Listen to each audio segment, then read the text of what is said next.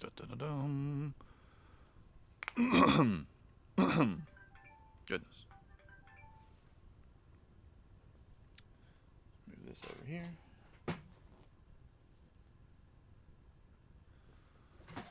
Get this set up.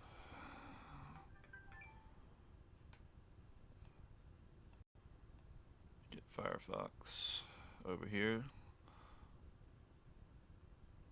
Huh. Paolo Rossi died. Wow. At 64. Let's go pull Facebook up. Hey, Ofasad, what's up? How are you?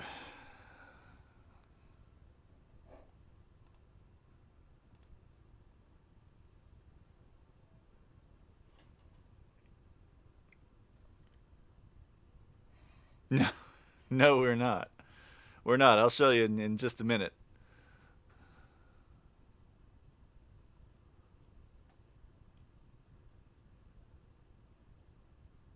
Huh. No, 'tis not a Parker giveaway. Definitely not. Not rich enough for that. But we do have, let's spam all those emotes now. Take that. All right, let's see. Let me jump over to the Facebook.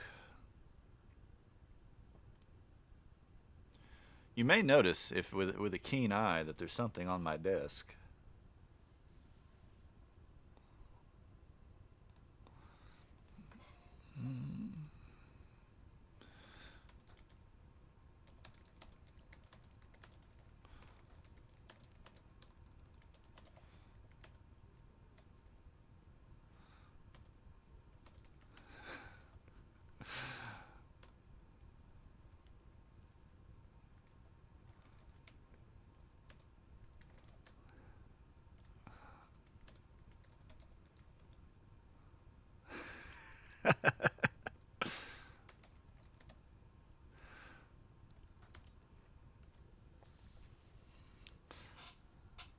Immediate.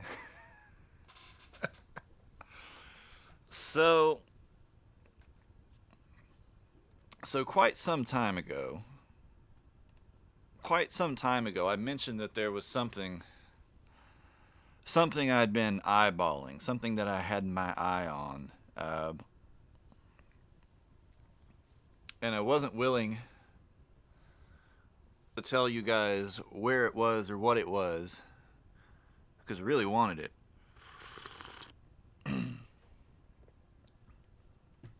And I didn't think anybody else would find it otherwise. And it finally got down to a very, very, very, let's say, competitive price. And while I couldn't buy it personally, my father was kind enough to buy it for me and let me potentially buy it from him in the event that I really like it. If not, he'll probably want to resell it. But no, it's not a Music Go Round purchase. And it's not the guitar from the other night. The guitar from the other night was a complete impulse. Like, it popped up and I said, yeah, this is weird, and looked it up and found the guy that built it and was like, we should probably buy this because it's way too cheap. This is one I've been watching for about a year. And it finally got a pretty big price drop.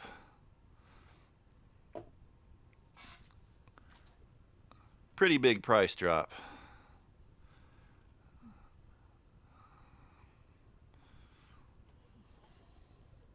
Oh wait, to bring it back up.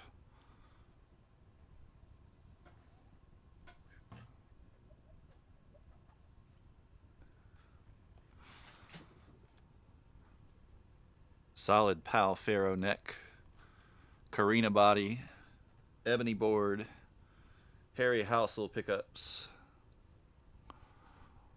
Goto 510 trim. Yeah, Ofasad knows what it is. Yeah, it's a custom ordered Siggi Braun Dragon. I think it was called the Dragonfire, which actually the one piece, the quilted maple top is a single piece. It's not two pieces book matched or anything. Single piece quilted maple top. The pickups are taped off right now because I've been doing quite a bit of work to the neck and frets, getting them cleaned up.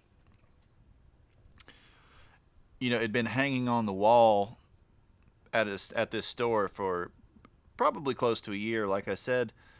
And so when it arrived to me, they had not bothered to take care of humidifying the neck or the fingerboard at all.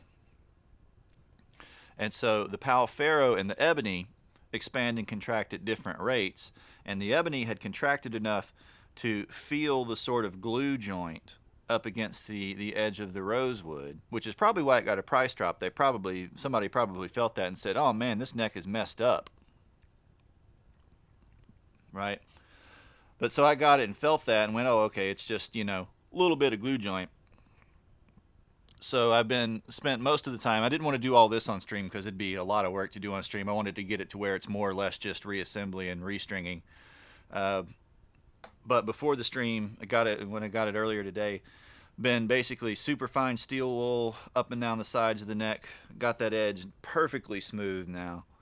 Buffing and cleaning the frets.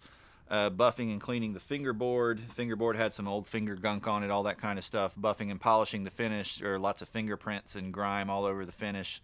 Where it had been hanging in the store for so long. It had been completely neglected. And to me, it's always a real joy when you can kind of see a guitar coming back to life, as you do some work on it. Now, there's no major dents or dings or anything. There's kind of like some hazing in the gloss from just handling and being played, but no major dents or dings. There's a little bit of cloudiness in the finish on the back where, somebody with sweaty hands or a sweaty belly or something has been playing it. But I found this guitar was originally custom ordered by a store in North Carolina. And when it sold new, it was $42.99 in 2016. But so basically now I'm at the point, I've been working on it since about 4:30 this afternoon. I'm at the point where I'm going back over it with a magnet pen, cleaning up any stray steel wool shavings before I take the tape off the pickups. And then we'll put the bridge back on and restring it with some good strings. It also had insanely heavy strings on it. Like these, the strings that were on it when it shipped are like 12s, but it was tuned up to standard, so it was really, really, well, almost unplayable, at least to me. Probably whoever had it before was playing it in C standard or something like that, because, they're kind of metal guitars, or have a reputation for being metal guitars. So I'm going to put some good old 9s on it, see if we can get it shredding. This neck, like the finish on this natural finish on this rosewood, especially now that I've cleaned it and oiled it, oh my gosh. It's like, it's glass. It's incredible. So hopefully it'll set up properly. We won't have any issues. Hopefully the truss rod works properly, all that fun stuff. Because I would hate to have to return it for some stupid problem. I'm not telling anybody. I'm not telling anybody. It is I've learned that it's not really a good idea to tell people.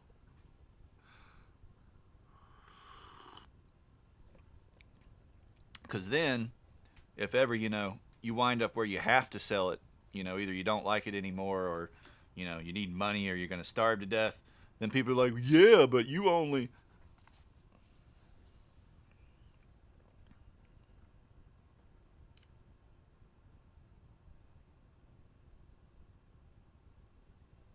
All right.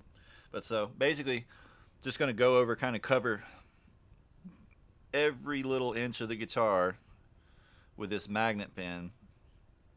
Make sure there are no steel wool shavings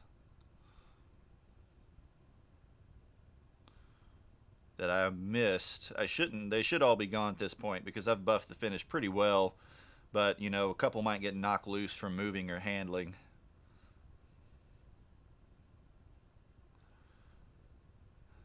This is going to be, Speaking of, I was about to bring up the camera. So, I ordered the camera, and then they're like, "Hey, 3 days later, the package you ordered, because I ordered a bundle with a tripod and memory card and all that kind of stuff." And they're like, "Oh no, sorry, we're out of one of these things, so your particular order is back ordered." And kind of like, well, why can't you just send me the rest of the stuff and send me the thing that's in the bundle when it gets back in stock or whatever? Because it was, like I don't know if it was the bag or what. And they're like, no, that you gotta get a different bundle. So I'm probably going to cancel that and then just buy like a whole separate bundle from somebody else, even though it won't be as ideal. It won't have all the exact stuff that I want, accessories that I want with it. But anyways, so that's going to push that back a few more days. But once we have that, I'm going to do a bunch of guitar repair. I'm going to do a bunch of like technical guitar stuff on stream and make VODs out of them too for YouTube, because I want to catalog my entire collection, and that involves taking them apart, cleaning them up, demonstrating any issues, anything that's missing, anything that's broken, distinguishing characteristics, all that kind of stuff. Then reassembling them and playing them. At reassembling them and playing them. So we're gonna have a lot of guitar work days, which I think will be helpful for a lot of people too. Kind of seeing how things go together, how to handle and maintain and treat your guitars.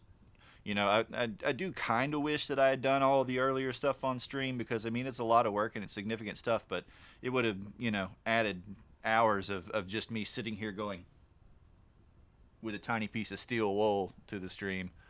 So maybe not quite as exciting as reassembly and restring. And fortunately, this has spur locking tuner, so restringing only take 2 seconds once we got the bridge back on.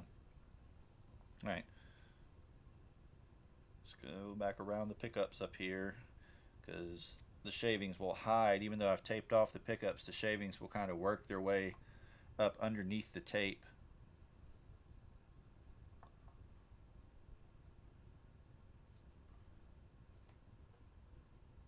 Then go over the frets.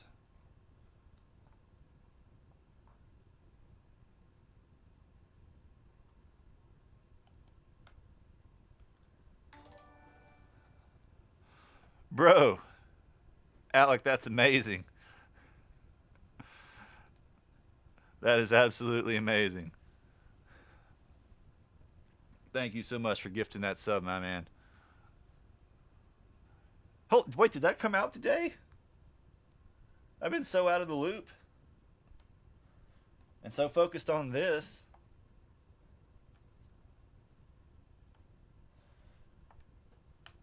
I have not paid any attention. 4 out of 5. Yeah, so we picked up a little bit. All right. So we should be pretty good.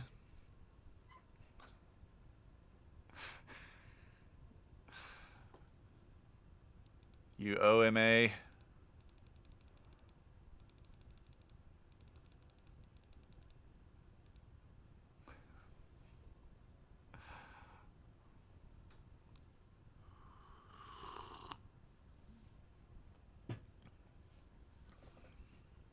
All right, so we should be pretty good. I'm going to untape the pickups now.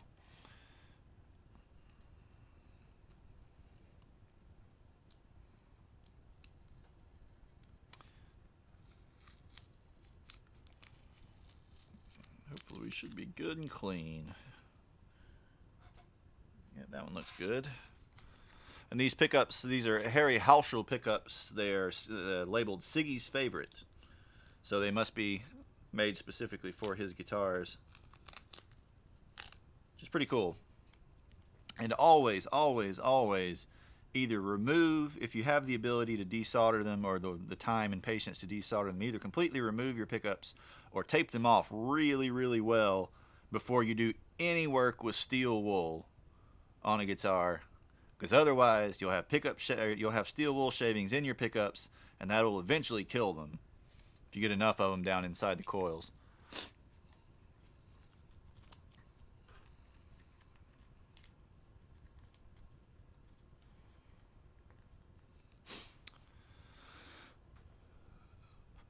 So solid red or transparent red? Because transparent red classics aren't that uncommon. They're still going to run you about $1,800 or so. Red deluxes are pretty rare, relatively speaking. If you want like a solid red. All right.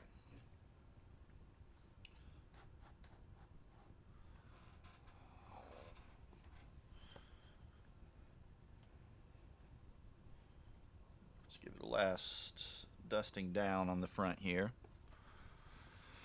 I haven't plugged it in yet. I didn't even plug it in. I just brought it straight downstairs and took it apart, started cleaning and polishing and everything like that. The pots feel okay, so hopefully we should be all right. Next step is going to be reinstalling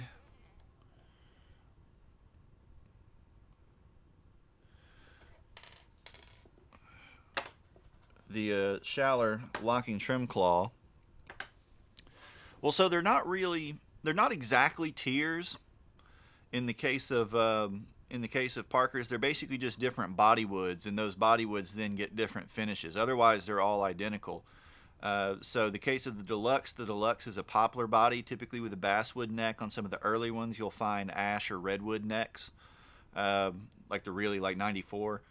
But the deluxes basically always get a solid color, typically metallic finish. Then you have the classics, which are mahogany bodies. The classics are almost always a transparent finish, either like a transparent cherry or a transparent walnut or a sunburst, something like that. The transparent cherry red is the most common with the classics. Still have the basswood neck, but mahogany body. The artists are a spruce body with a basswood neck, and those are typically like either a natural or a transparent amber, but there are a few other colors. There is a sunburst and a handful of others that you see once in a blue moon. And then the Supreme is a flamed or quilted maple body with a basswood neck, and those came in a whole lot of different transparent colors: sunbursts, ambers, greens, teals, blues, all kinds of stuff. And those tend to be the most expensive of the regular models, of the ones that are equivalent aside from the body wood. Then later on you get the Mojos, which are a mahogany body, and I think a mahogany neck too, with Duncan pickups. Those are all post-refined though. I'm really only interested in pre-refined flies personally. Mine is a 97 Fly Deluxe. Yeah, this neck is gorgeous. Solid Pal Ferro with what's called the CNS neck joint. Basically, it's kind of like a hybrid bolt-on neck through. We have a really, really long neck tenon that's bolted on with these big machine screws. Actually, that's one thing I need to do, is I need to get some grease and re-grease these machine screws inside their little ferrules here, because one of them in particular is a little snug and starting to pull the ferrule out a little bit. So I need to get a little grease and re-grease these before I put them back in, because they're not just regular wood screws. I mean, they're heavy duty. Though I did take them out because I was going to take the neck out completely to do the edges all the way down. This thing is seated in here so tight that even with the screws removed, it will not budge. It will not move a millimeter.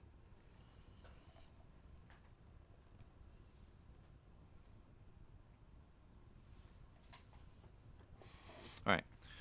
So what this contraption does, is instead of having a regular trim claw, which is seated, by two screws that screw up into the body like that we tighten or loosen like in most guitars, this mounts flat. This big heavy plate here mounts flat, and then has these two springs almost like a trim setter, and our trim springs themselves attached to the two tabs here, and then we can tighten or loosen the trim spring kind of equally with an Allen wrench. It's really, really, really useful. Really useful. My Soul Tool guitar, that guitar from Switzerland, has that in it as well. Right, let's change to a Phillips head. Yeah, Ibanez has had a couple different systems somewhat similar to this over the years.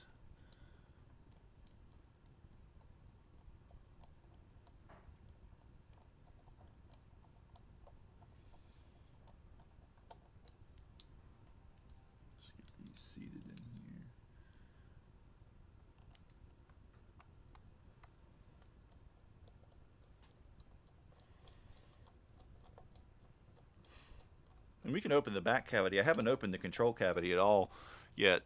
I'd be kind of interested in doing that just for fun while we've got it turned over.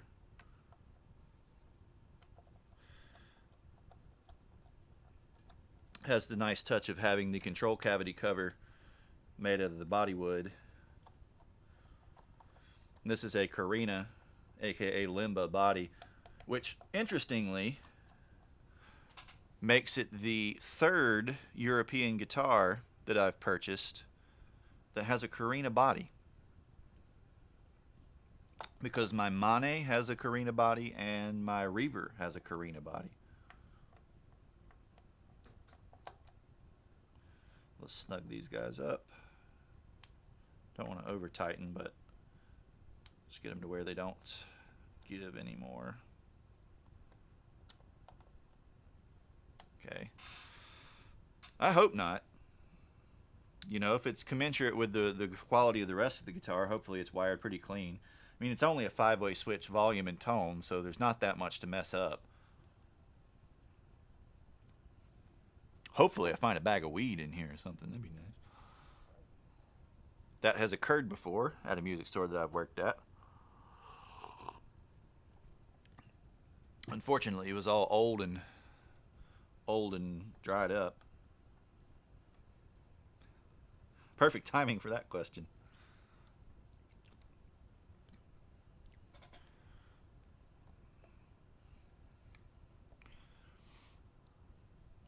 But yeah, we found a little at a store that I worked at in the local town. We found a little pouch of dried up weed, like ancient weed, inside of the guitar. I guess the guy thought it was a good place to stash it, and then got stoned and forgot about it. Found a variety of dead insects, spiders, roaches, all kinds of gross stuff like that. Had one guitar or one bass where the neck was really like just angled really weird, and we were trying to figure out what he had done to the neck. So we took the neck off because we figured he'd stuck some kind of shim in there, and he had literally shimmed the neck with a slab of corrugated cardboard from a cardboard box. That was pretty goofy.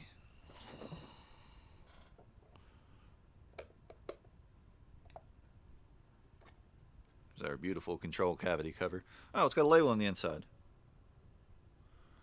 7/2016. So this guitar is a little over 4. Serial number 499.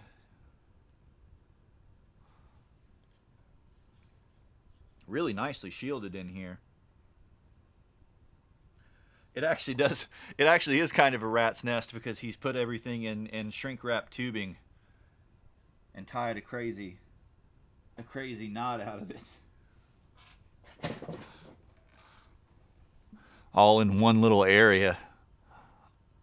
So instead of going for like minimum wire length,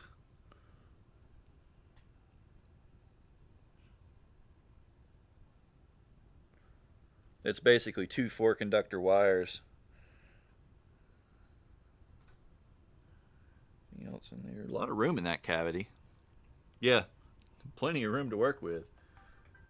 And yet it's all still over here in this one corner.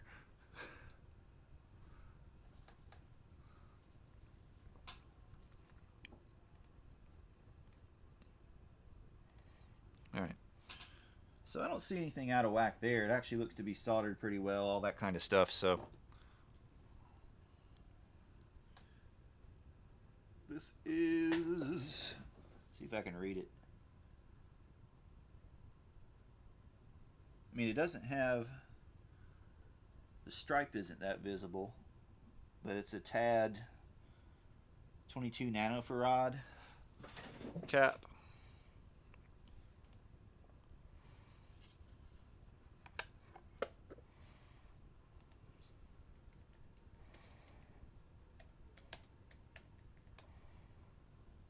All right, let's get this back on here. Get the bridge back on.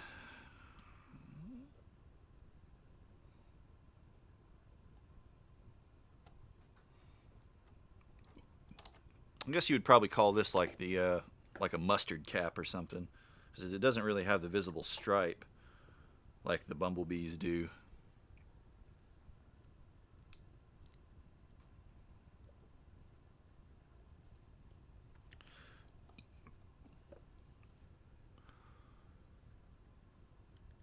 Probably not. This will probably stay, because I mean Houshell pickups are usually great pickups, and that's the only mod I could really think of doing is changing the pickups. But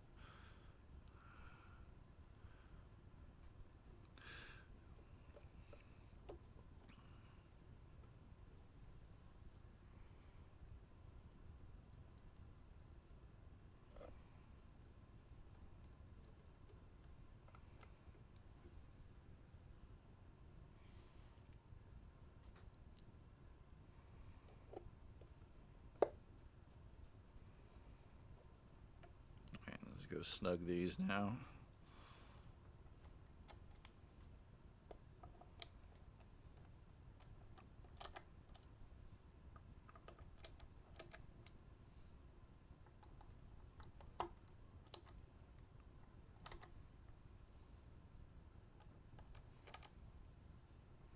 One of the most common mistakes people make is over tightening the control cavity covers.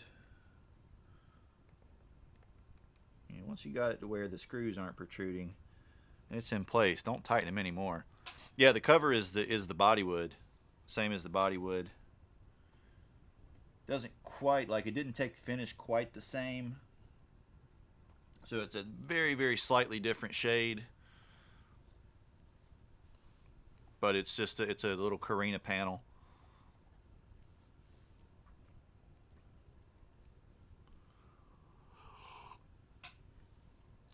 All right, so let's see.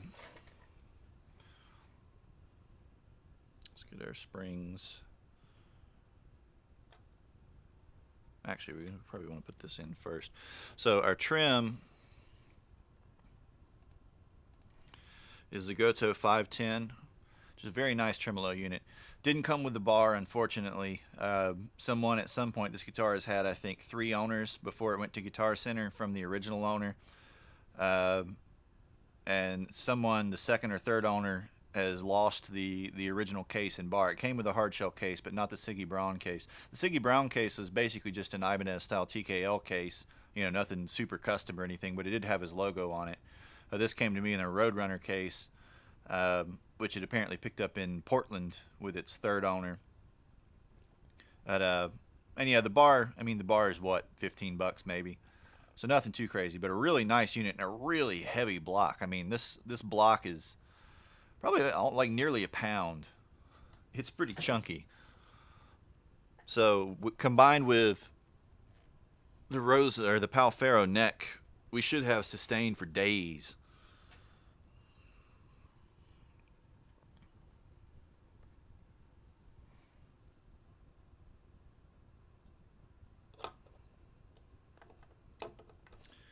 Yeah, I found the store that originally sold it, and then I found a Reverb listing with the original owner who sold it for like 25 or $2,600 in 2017, maybe early 2017, something like that.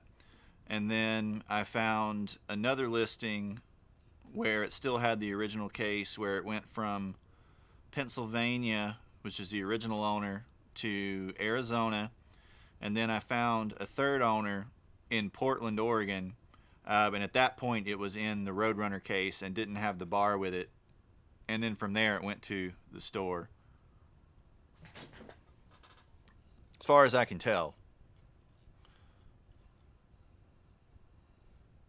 Probably because it needed setup and maintenance, and both these people and the store involved are all too lazy and or ignorant to just do it, to actually do the work. Because I mean, yeah, sure, it took a couple hours, but now that I've put the work into it, the neck feels amazing.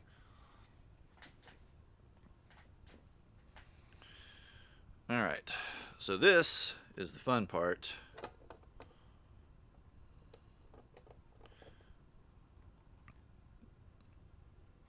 I don't know. I don't know if you can send people messages on Reverb for listings that have ended. I don't know if he just like randomly. People do stupid stuff like that though. Just randomly keep the cases for guitars.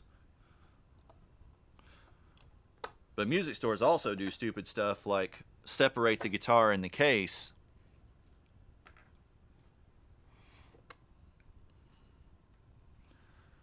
You know, or sell the guitar without the case. All right, so this is going to be fun. But to keep the trim in place,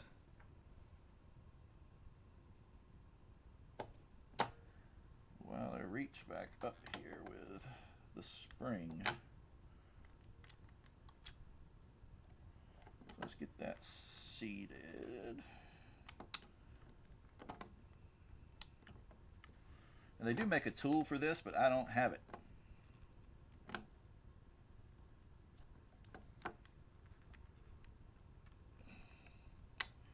There we go. Once you get one, then it's not too bad to get the other one. If I can find where the spring went.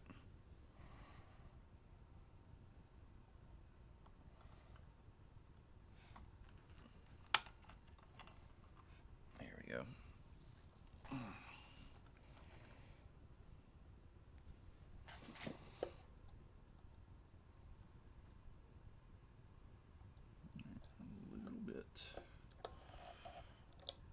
A little bit misaligned here.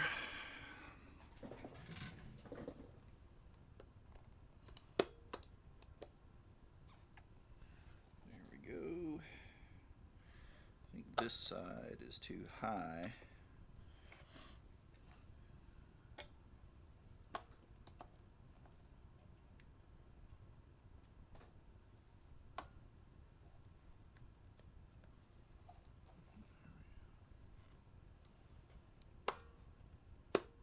There we go.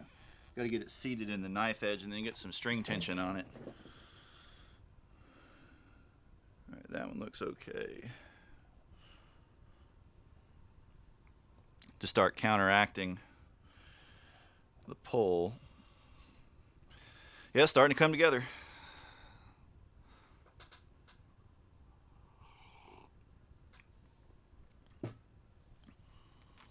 Starting to come together. These saddles are all super high too. Like whoever has owned this recently, absolutely no idea what they're doing.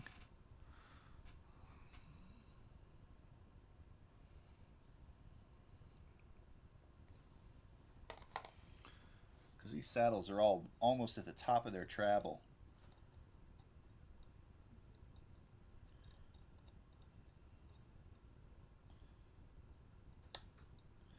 So let's start out by kind of setting them to a more reasonable height.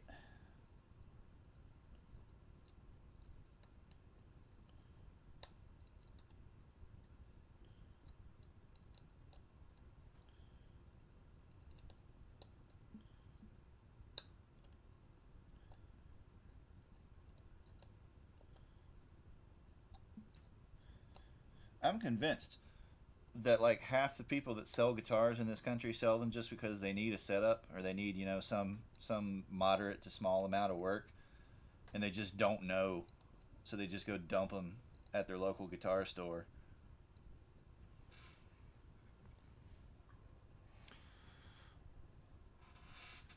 What did a zebra ever do to you? What did a zebra? What did a zebra ever do to you, man? You don't even have zebras in Argentina. Those are only in Kenya, where the giraffes are and the zebras. All right, at this point, let's align. Got a little lint. It has an LSR roller nut. Got a little lint in it. Let's see if I can get that out.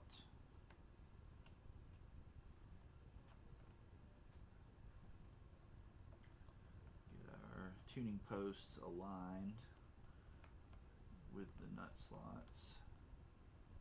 I might need to tighten up the tuners slightly. Got a little play in them.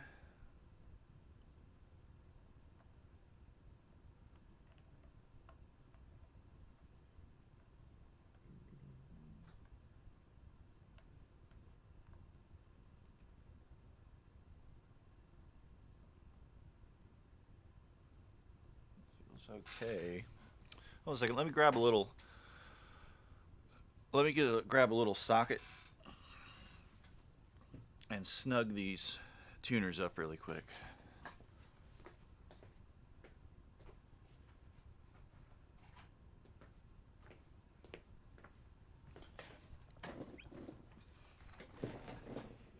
He's just painting a horse with stripes.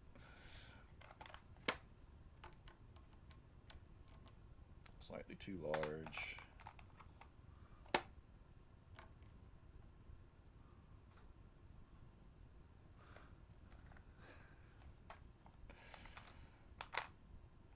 Don't forget, I can ban moderators.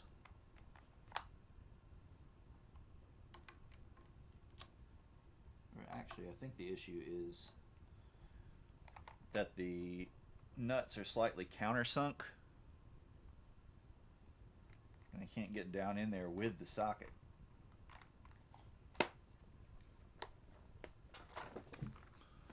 Let me see.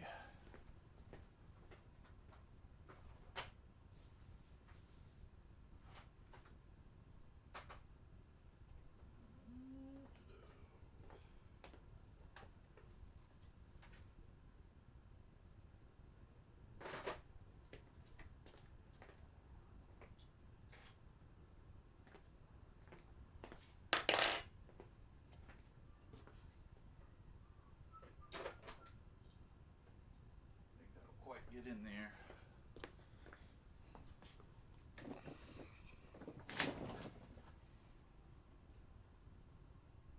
Yeah, just snug them up with my fingers, unless I can find a very thin-walled socket, which I don't think I have.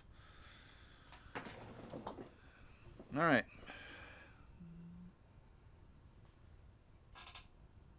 Give everything one last wipe down. Stay on the thing, please.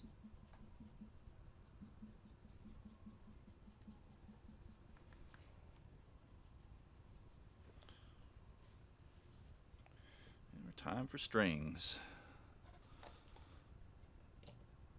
All right, I'm going to put some DR Veritas strings on it, because I have about 12 million sets of these, because Guitar Center had them on clearance for like $2 a pack.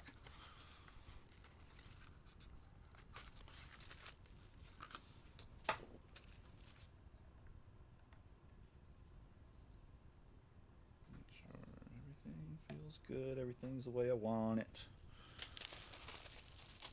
Right down the middle of the body here. This guitar is so glossy that it's going to be mayhem to keep fingerprints off of it.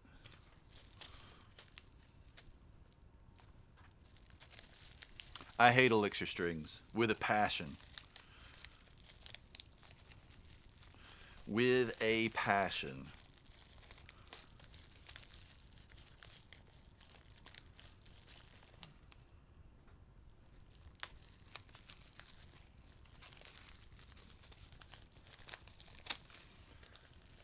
Only people that like elixir strings are sweaty bastards. Are you admitting to being a sweaty bastard?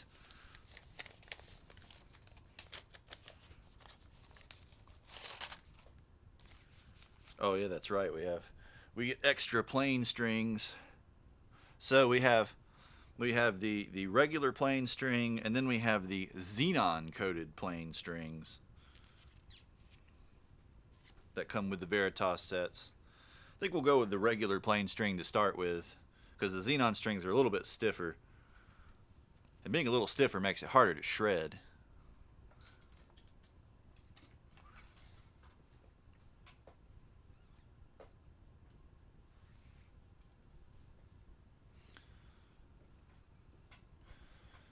Alrighty. String.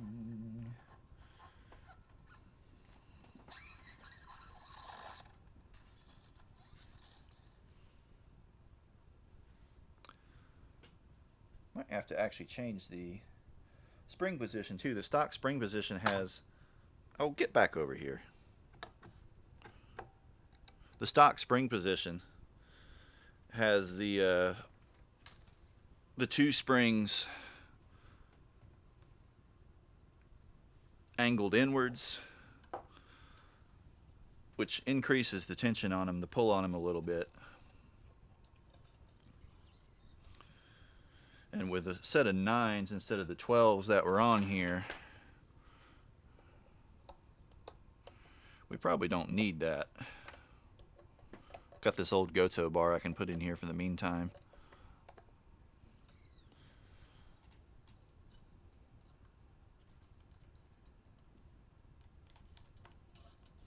All right.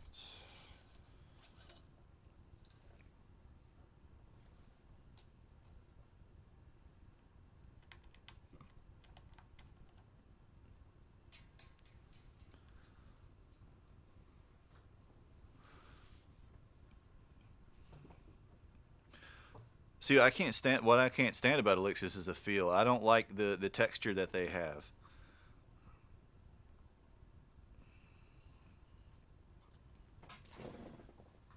Oh, weird. This is a 2x4 headstock. That's going to take some getting used to.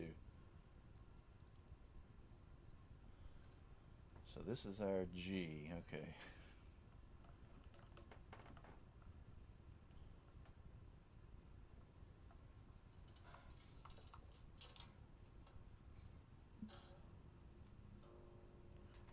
Make sure knife edges are seated.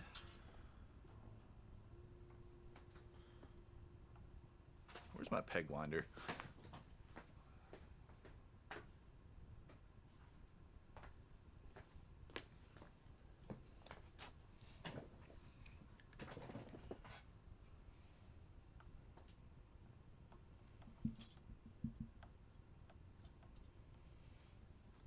NYXLs are pretty nice, but I don't want to pay that much.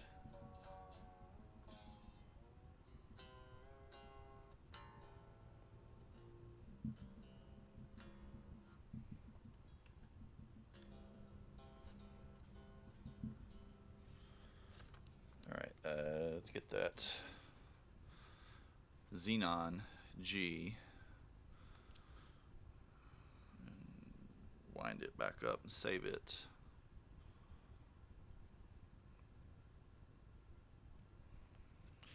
You know, for the most part, for years and years and years and years, I've used DRs as my primary string, but they do tend to get inconsistent. You'll get bad batches of them, where for, 6 months they'll have a problem, like the G string will have a kink in it or something stupid like that, and so I'll change to something else temporarily. I don't mind Diodarios. I don't especially like them, but they're fine. I don't like Ernie balls. I like Thomastic Infelds, but they're too expensive to put on everything and too hard to come by. I have a set of Sonotone strings that I got for free at NAMM that I've yet to put on anything. I don't know what to put them on. They're supposed to be super nice. They're really expensive.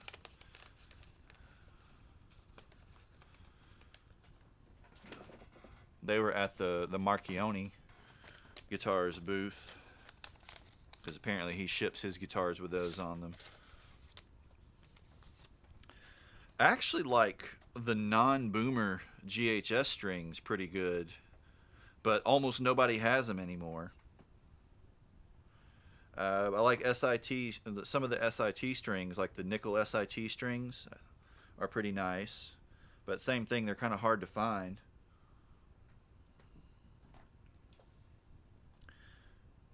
SIT kind of did what GHS did for a while, though, where they focused like just on making just metal strings and string gauges and alloys and stuff, and kind of ruined their reputation.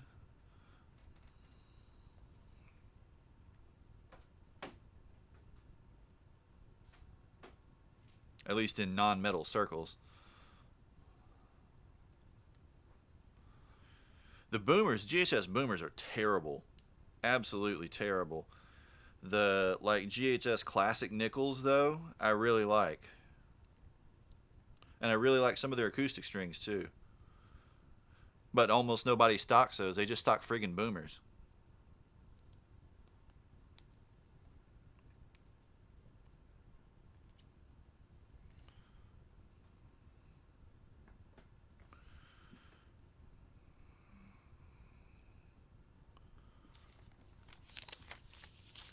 I've got a pretty decent string collection over there, kind of saved up, aside from like several more packs of these. Because I bought when I went last time I went to Guitar Center, and they had these in stock on clearance. I literally bought all of them. I should have bought all the 10s too. I bought all the 9s. I should have bought all the 10s as well for the short scale stuff. Because I mean, like $2 a pack. Come on. Oh, there went the bar. To see how the bar, if it's held in with like a little set screw or something.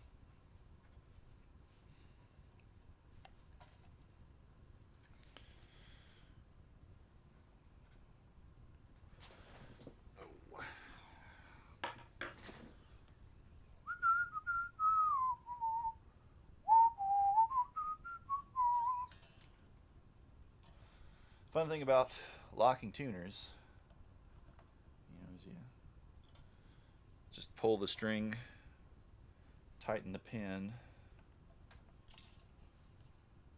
and you're pretty much good to go. Give it a couple winds.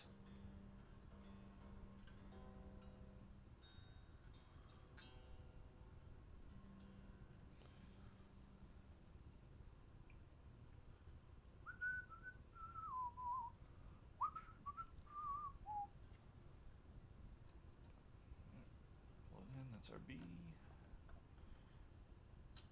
Bad thing about locking tuners, especially Spurzl style, is that the thumb wheels kind of work themselves loose over time, which is a little irritating. You have to kind of check up on them.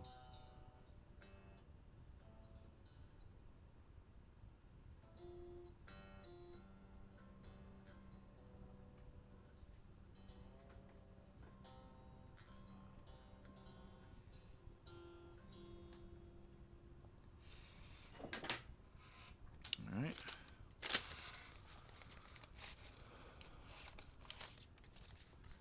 Oh, nice, dude. I've grown watermelon a few times, but I have yet to get any really big ones. All the ones that I've gotten have been, about the size of a little smaller than a definitely smaller than a volleyball, about like that. Have problems with turtles taking bites out of them too. I don't know how turtles are managing to get into the yard, but somehow they are, and they like to bite my watermelons.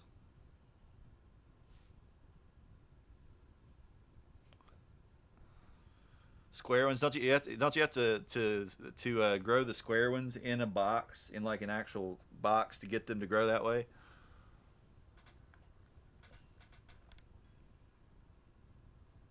Yeah, dude, there's all kinds of wildlife out here. There's a creek not too far from the house, a few hundred yards from the house.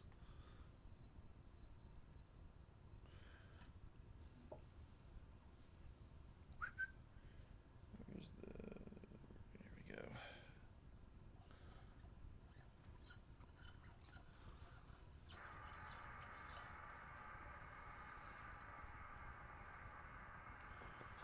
I dropped the other string though. Where is it? There it is. Yeah, you're the xenon boy, so you're kind of gold colored.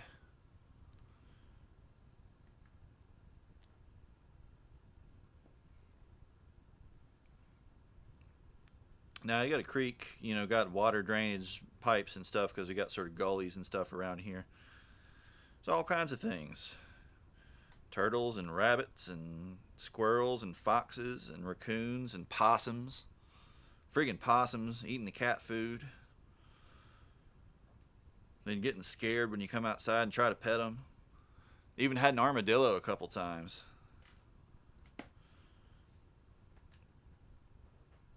Digging holes in the ground.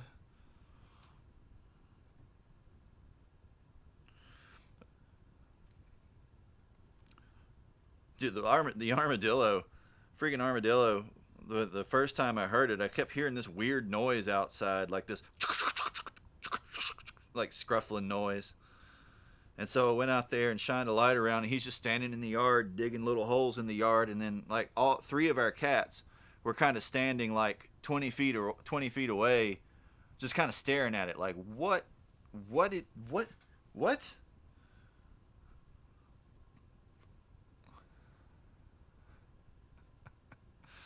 It could probably, dude, you could probably get some armadillo shells just from roadkill, because man, they get run over a lot. To be relatively uncommon in this area, they get run over all the friggin' time.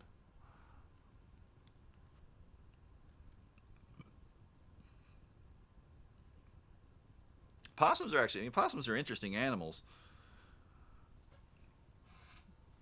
You know, they're effectively immune to rabies because of their relatively low body temperatures, and they eat all kinds of pests and varmints and stuff. But they also like cat food, and they'll apparently, like, if you tame one or catch one, they'll just hang out with you and sit on your head, because that's what they do to their mothers. They just sit on their mothers' heads, and if you get one, it'll sit on your head too and look goofy, like make its weird cross-eyed faces.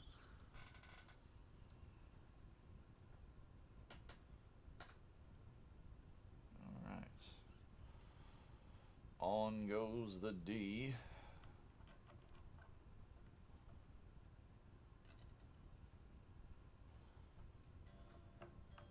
Where's Rusty when you need him?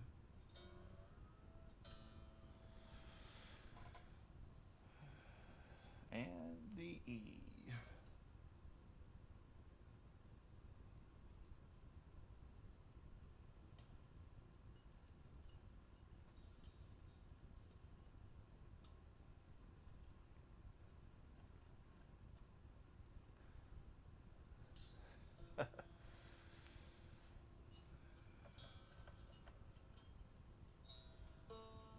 All right. We have strings. We are strung up. Now it's time to tune it up and then set it up.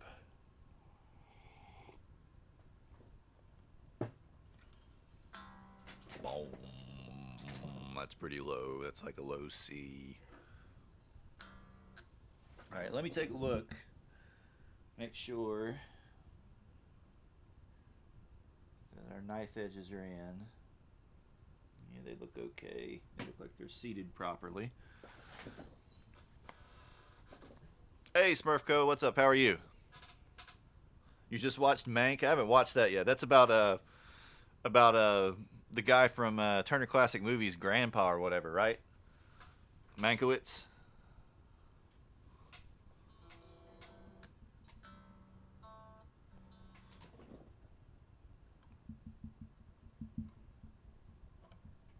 Snug, that thumb wheel is a little bit loose.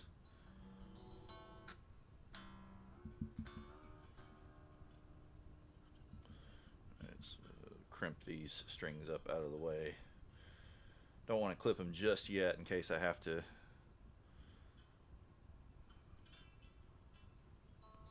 do any additional tweaking.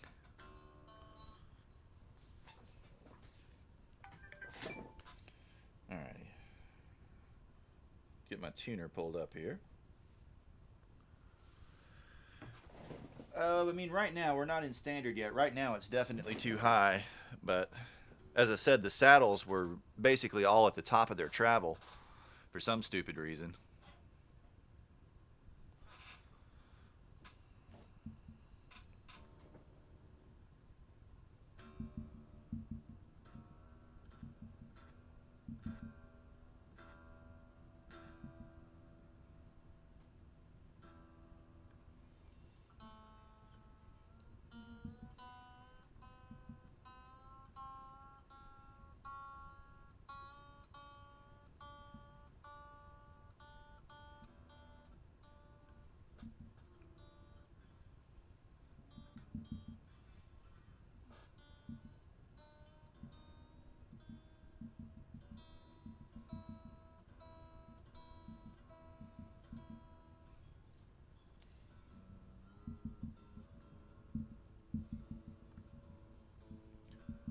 Citizen Kane is a fabulous movie. It's a movie though that usually the first time you watch it, you're probably not going to be terribly compelled by it.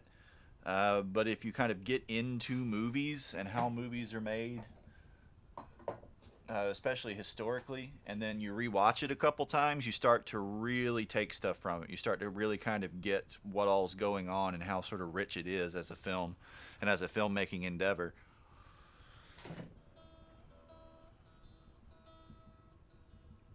Yeah, these saddles are definitely too high, so let's bring these guys down some. Might actually need to bring the whole bridge down a little.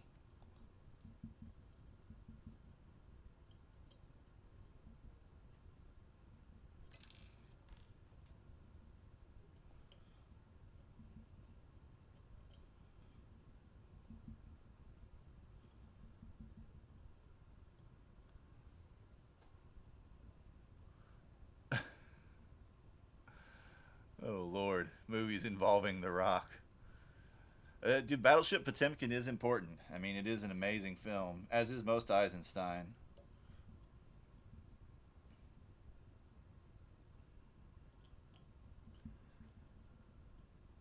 Yeah, this is the Siggi Braun reassembled and strung up, and now tuning it up, setting it up.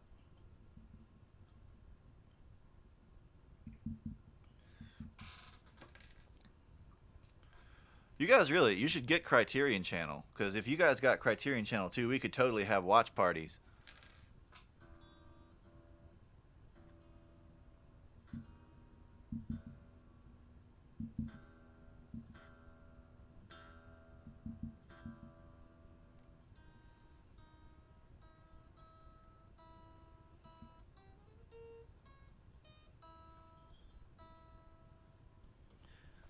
Yeah, I think we may need to bring the whole bridge down, because I think that's still a little high. We also have to look and see what the truss rod does too.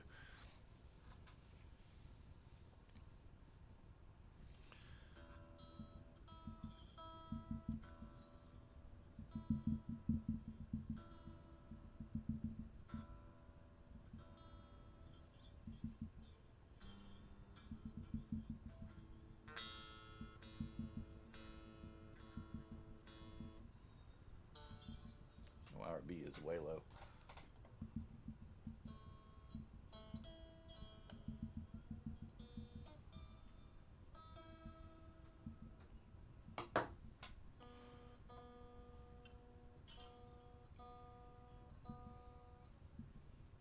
4x2 or 2x4.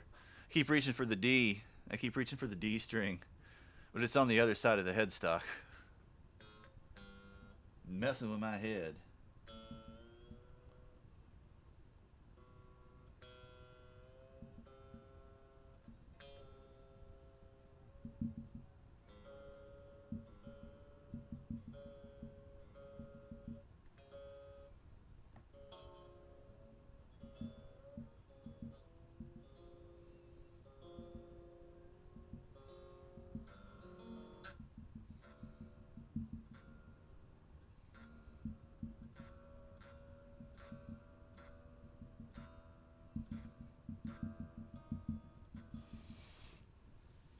Mank.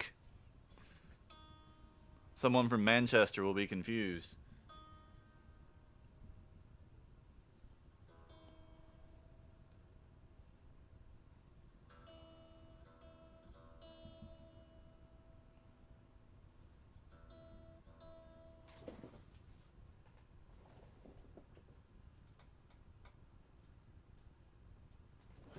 So let's take probably this wrench. Let's bring that treble side down a hair.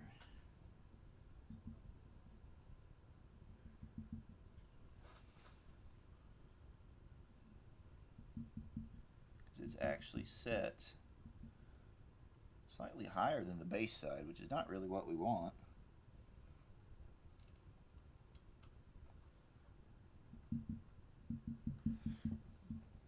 Base side's pretty firm. Milk biopic. Yeah, that'll be a top seller.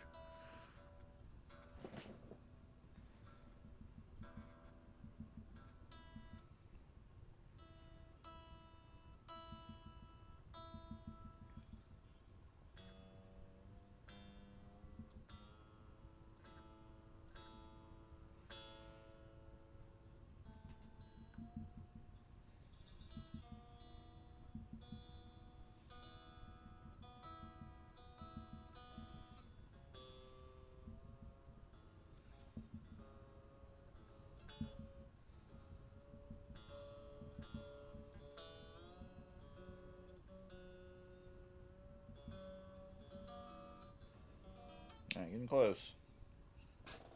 Bridge is starting to pull up too, so we're going to have to put some spring tension on. Which is good. I was worried that we'd have to reposition the springs.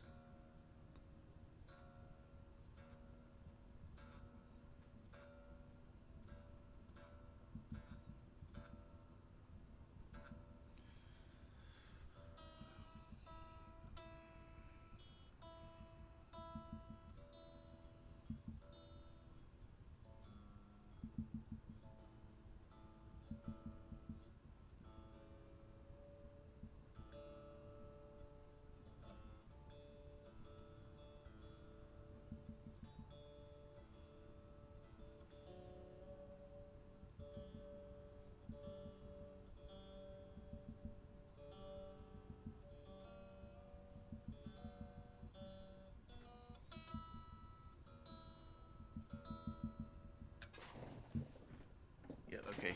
Time to tighten up the springs in the back.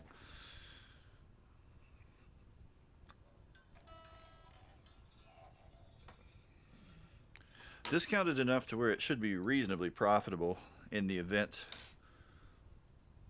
that I ever need to sell it. What size do we need? You maybe. Oh, that's a little bit too big.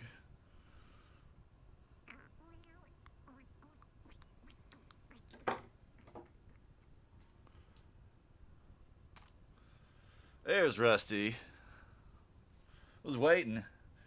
Like, I've used the phrase the D way too much for Rusty not to show up.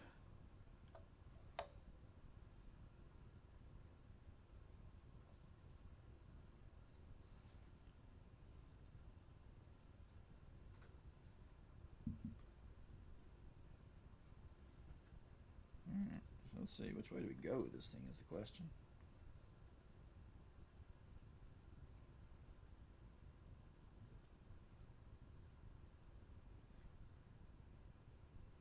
No, we definitely need to go the other way. Okay.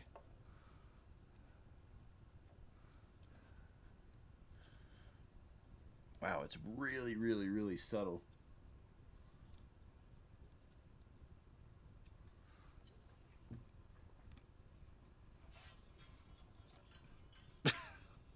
Lord. That's what Alex said.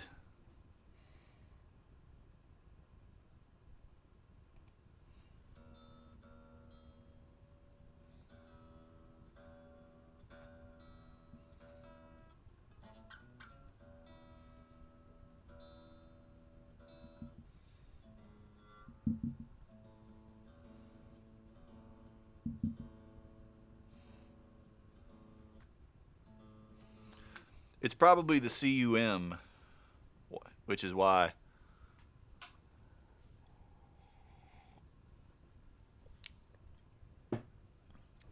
Because it picks up words inside of other words.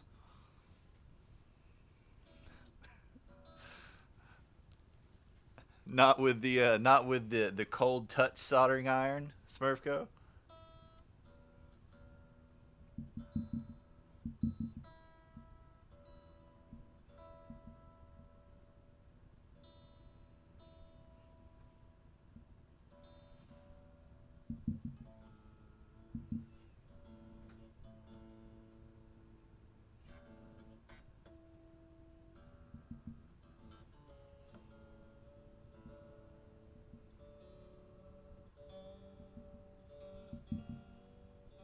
Man, this thing floats just about like a Floyd.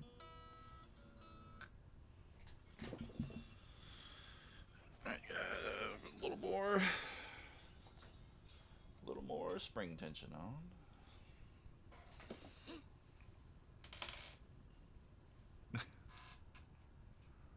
Huh. Yeah, it wasn't invented yet.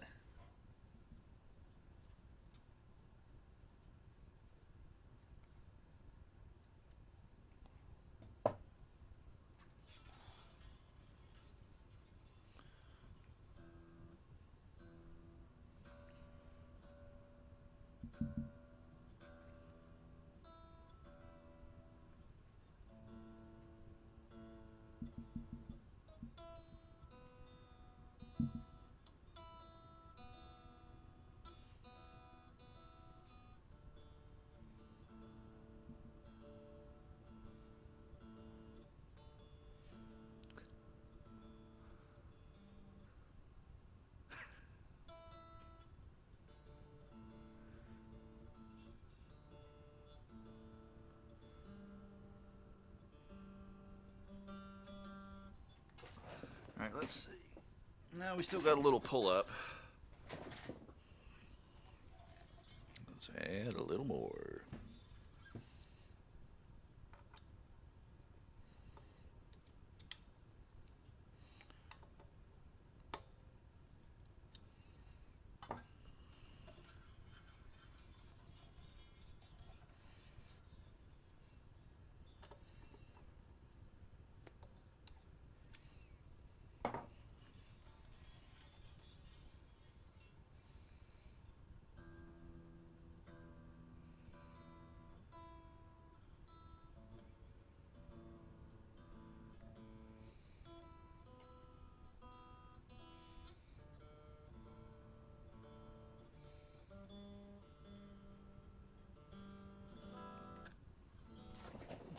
Let's see.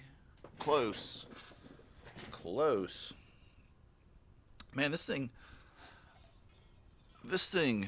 really lets you fine tune. Like very, very small adjustments. It's way the heck easier than cranking on wood screws.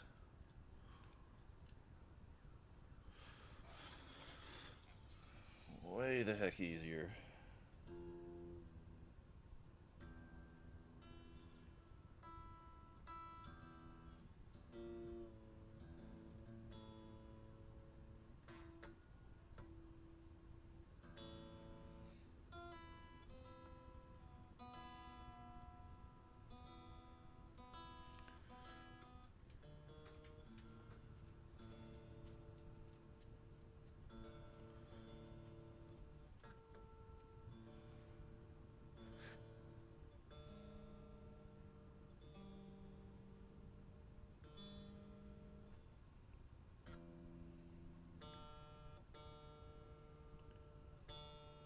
This headstock though, this headstock is going to give me fits. This is like the 20th time where I've reached over here for the D and just smacked the head.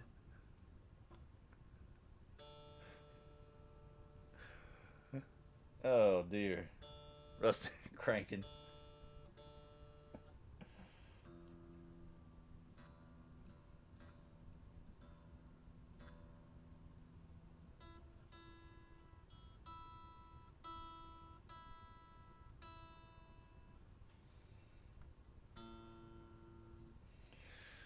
All right, that's probably just about there.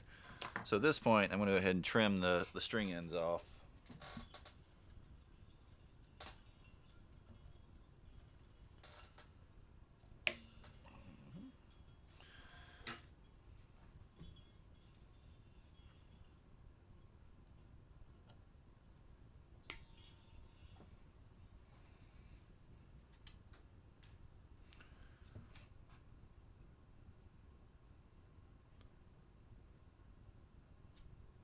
Reverse Jackson is... What?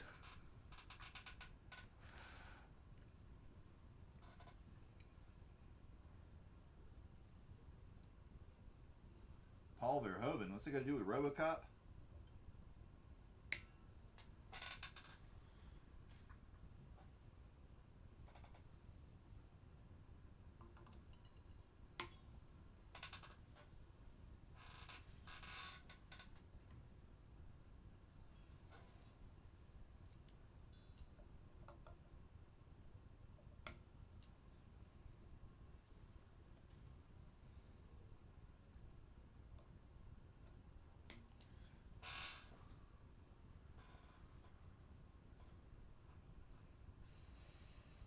I don't think I said the Jacksons suck now. I mean, their quality is more inconsistent than it was. Their U.S. quality is more inconsistent than it was in the past. Like I would be hesitant to custom order a new one. But their import quality, like their more affordable guitar quality, is much better actually, probably, than it has been, especially in the sub $1,000 non-Japanese range. Like the Mexican made and Indonesian made Jacksons are actually pretty nice.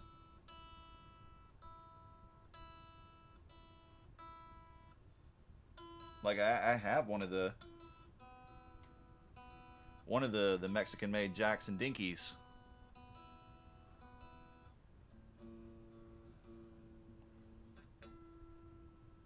And it's a darn nice guitar.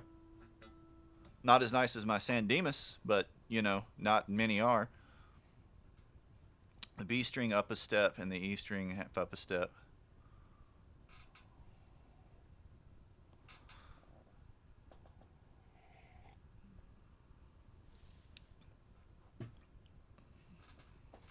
Yeah, I have a DK2Q Pro that we've had it on stream once before. I think that sort of like transparent green burst, made in Mexico, and I mean it's really nice, really nice.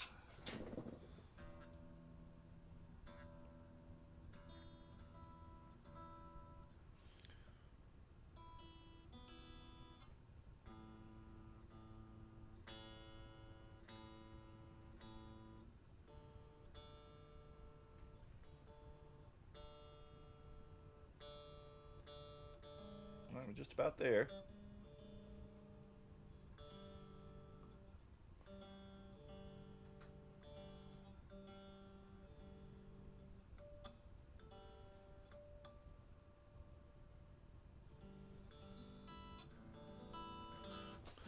All right,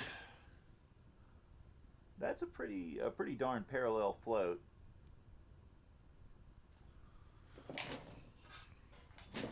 So let's sight the neck, just for posterity's sake. You can see single piece quilted maple top, Goto 510 tremolo, Harry Hauschel, Siggi's favorite humbuckers. So those probably need to be raised up a little bit. The bridge may need to come down a little more too, though. The single piece Pal Faro neck with the CNS neck joint. The Schaller, what do they call this? Lockmaster or something like that. Trim claw.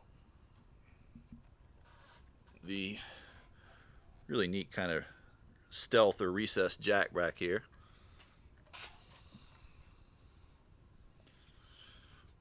Schaller strap locks, Spurzl locking tuners. Kind of surprising they didn't go with Schaller or somebody else locking tuners. All right, let me sight the neck here. We probably need, oh yeah, we definitely need a truss rod adjustment before we do anything else.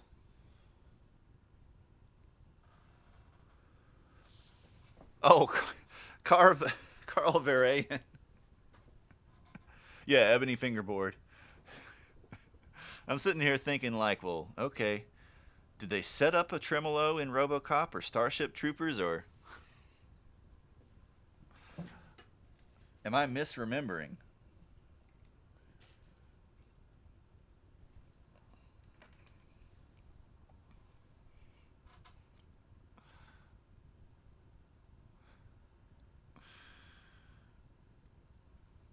Yeah, it's an ebony board. I'm actually kind of surprised they didn't go though with just the one piece neck and fingerboard, because that would have prevented the issue entirely of the fingerboard and neck moving at different rates with temperature and humidity.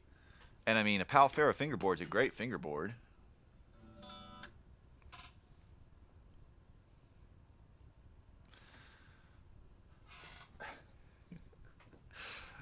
Yeah. The brain bug, what the brain bug is really interested in is how to set up a floating trim.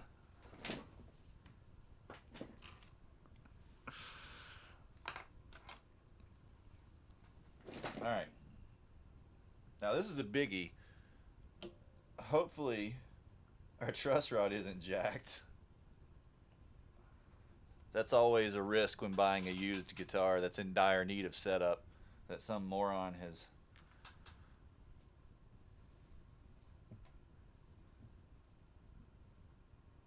Alec, has someone taken over? Someone taken over control of your computer?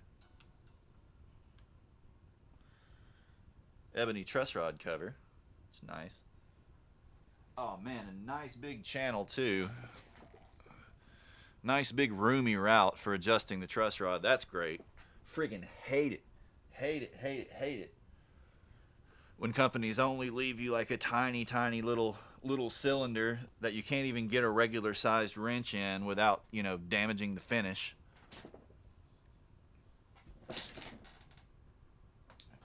Probably.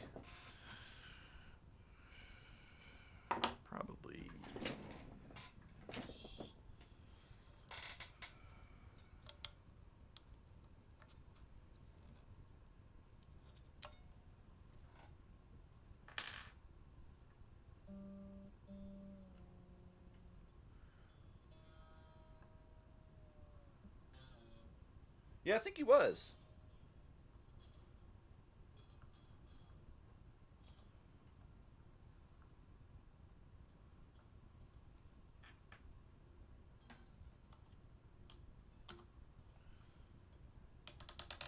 It moves. That's good.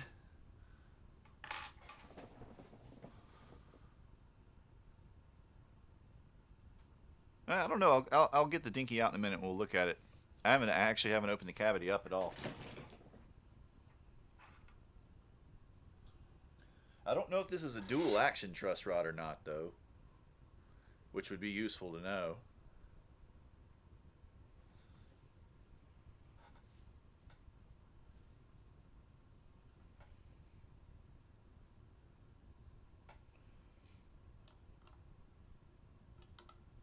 Doesn't look like it's moved much there.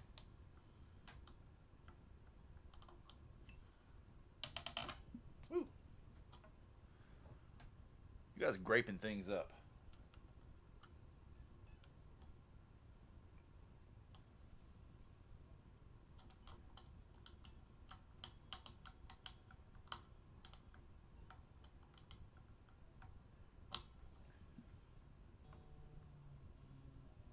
Need to move the D string out of the way a little bit too.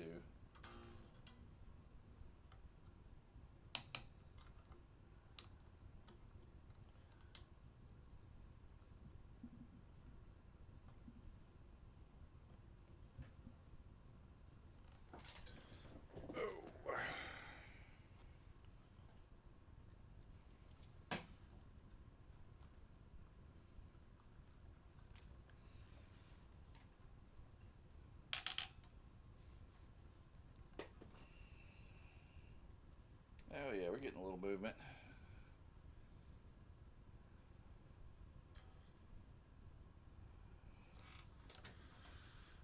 Don't want to crank it, don't want to adjust it too much in one go, but it seems like it doesn't really have much tension on it yet.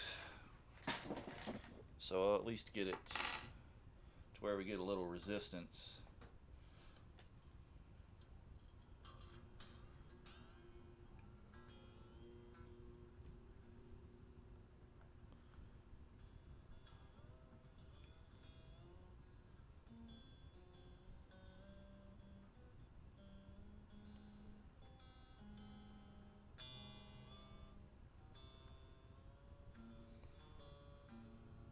Oh yeah, we're looking better already though.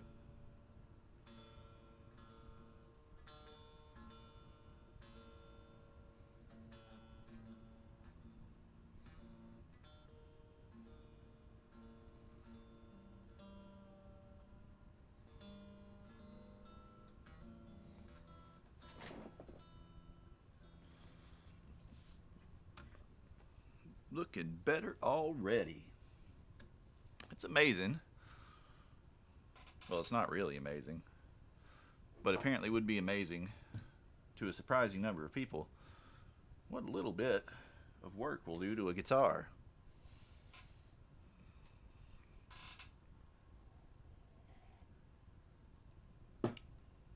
This is probably getting close to playable.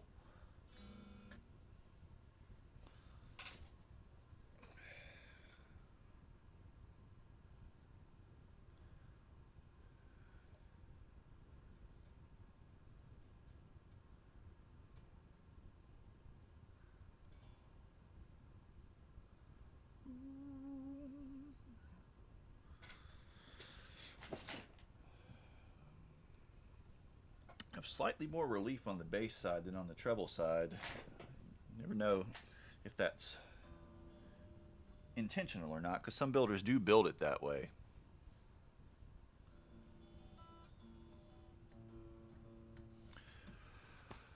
Most setups around here cost between about $45 and $60. Usually, if it's a Floyd Rose guitar, they charge significantly more, and then they'll usually charge $15 or $20 for the restring as well, including the strings in most cases, unless they're unusually expensive. Uh, Given that I had to do, a lot of steel wool work and sanding, fret polishing, all that kind of stuff, it would be a good bit more. It'd probably be close to $100 for the work involved.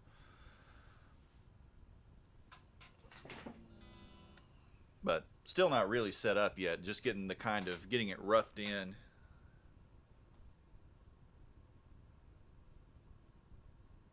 The fretwork is really good, so we can probably get the neck hopefully close to dead flat like I like it eventually.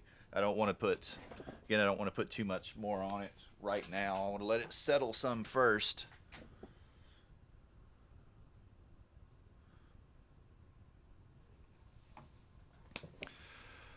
So in this case, I think you missed the beginning when this guitar arrived.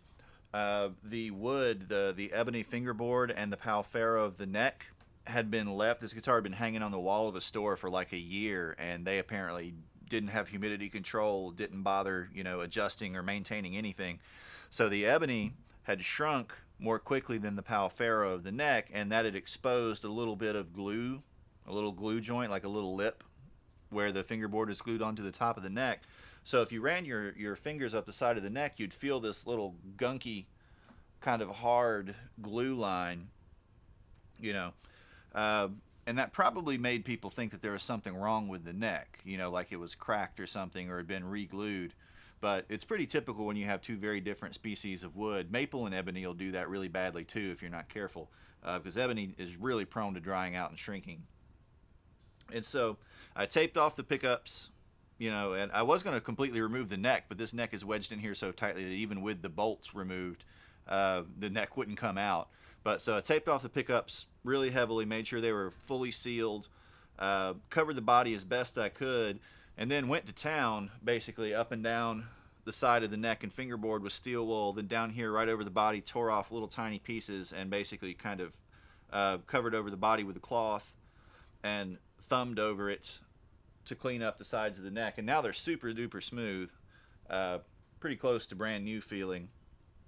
Then kept everything taped off and covered. Took my, where's it at?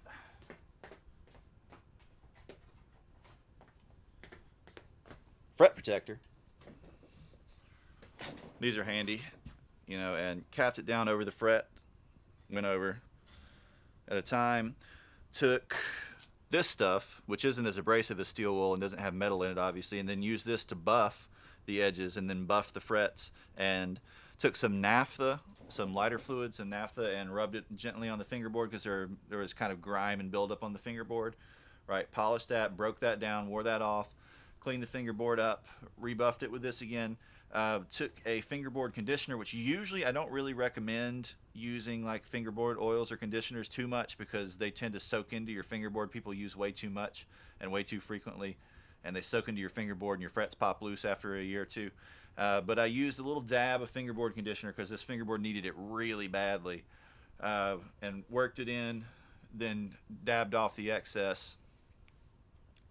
Um, Went over the neck, like polished and buffed up the neck, sprayed, polished, buffed. Don't have a buffing wheel, obviously, so I didn't buff it like that, but, hand buffed the body, the gloss finish, got everything nice and cleaned up. And then basically the start of the stream was kind of doing a last once over, reassembling the bridge unit, and then restringing, and now we're tuning up and setting up. No, not lemon oil, because the lemon oil that's sold here, for one, isn't actually lemon oil. It's a petroleum-based oil with a lemon scent, which is kind of the devil as far as guitar fingerboards go. Um, I would most definitely not recommend using pretty much any type of lemon oil for guitar. Some types of linseed oil are okay if you use a super, super, super light coating and get it off really quick. The thing is that like when we want to rehydrate a fingerboard, Oils don't really do that job. You know, they shrink because they lose water, not so much that they lose their oils. You know, rosewood stay pretty oily forever. Um, but some of those oils are good for cleaning as long as you use a super light coat and getting it off. But you'll see people when they change their strings, they just absolutely soak their neck in this stuff and just leave it there. You know, and then they wonder why, like 2 years later, suddenly they've got high frets here and there all over the place. Uh, but really, probably the best thing overall would be something like Watco Danish oil, something that dries incredibly quickly and evaporates. You know, so you don't get any left like sunk down into the wood underneath the fret. You know, you can use it just to kind of give you a little sheen, help you clean up your fretboard a little bit, and then it's gone. You know, the best thing, you know, the wood is going to take on, if you have it in an appropriately humid environment, you know, where you're at 50% ish relative humidity, it's going to take on the moisture that it needs if it's dehydrated. Some oils, in fact, you can oversaturate the wood and then it can't get the moisture that it needs in there because it's got too much oil in it.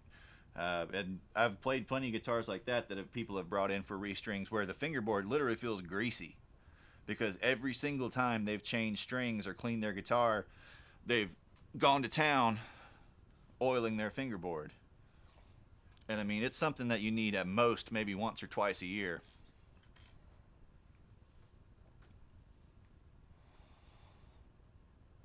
Yeah, it tends to be really bad up here around the heel and the higher frets because the neck is, I mean, theoretically anyway, the neck is more supported there. There's less space for it to evaporate. You know, it's essentially encapsulated. So all of that oil stays right there in that little spot. And the wood gets soft underneath, and then the tang lets go, and the fret starts to just kind of sprout up a little bit. And it doesn't take much before it completely screws up your ability to set up the guitar.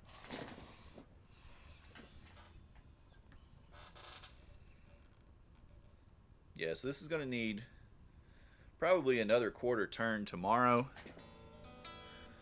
But let's see.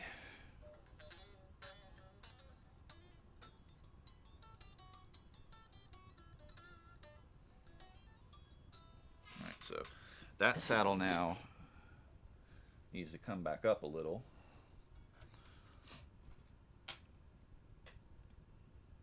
Man, I can already tell though, once this gets dialed in, this thing is going to be fast, fast, fast.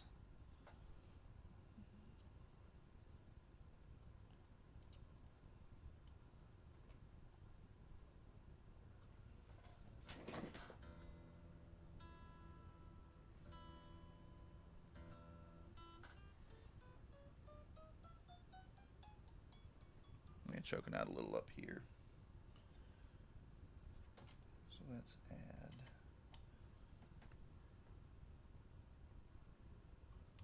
a tiny bit of a turn back up there.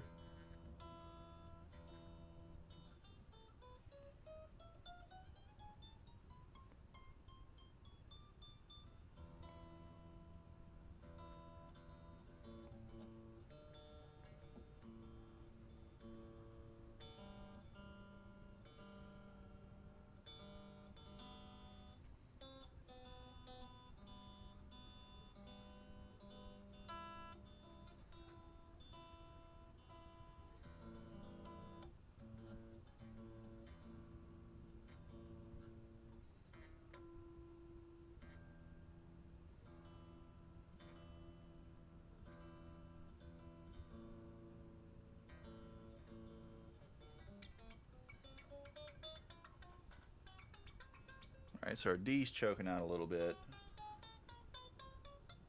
G's choking out a little bit.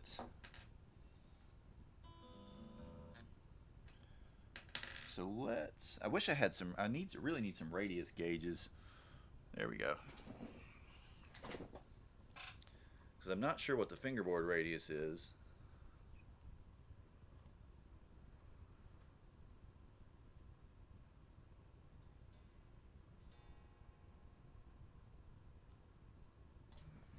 Actually, probably put a touch back on that.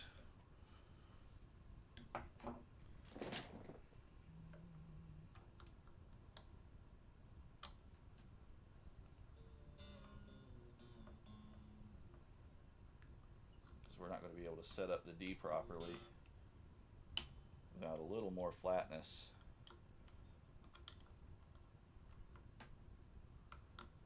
Haul, haul, haul.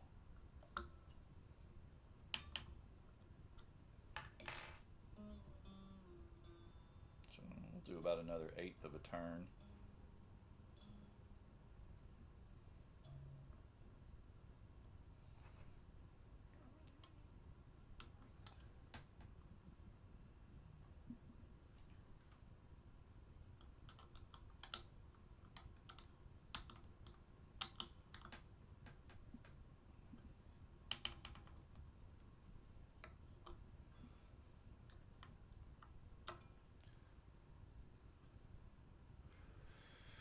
Oh man, I've had that happen.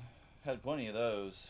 Lemon Pledge, Old English, all kinds of disgusting furniture polish.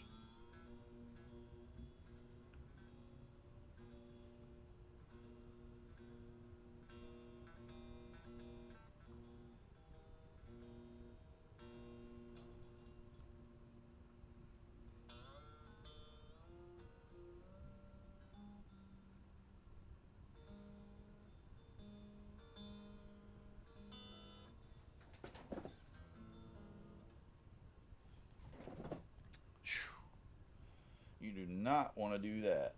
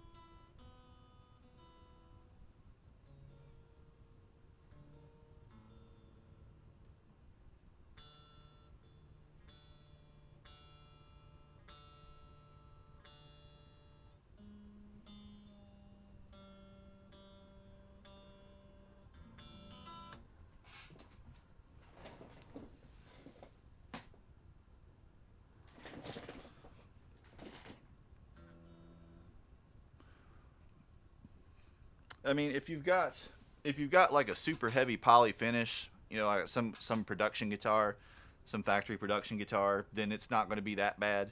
But you know, I've had guys bring them in on Les Pauls with nitro lacquer, you know, or where they've Old Englished their fingerboard to try to make it darker.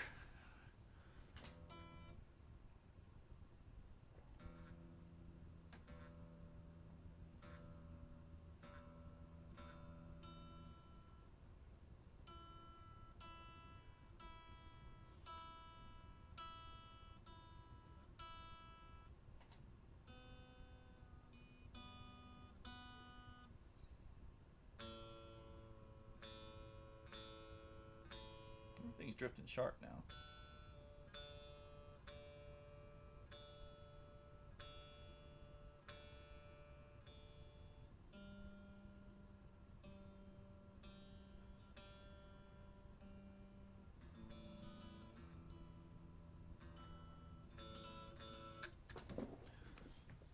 All right, we actually get a little bit too much pullback there.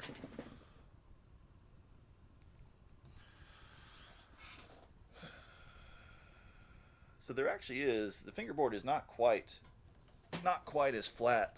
The radius is not as flat as I thought it was. So I'm going to need to arch the saddles a little more. This is where some radius gauges would come in handy.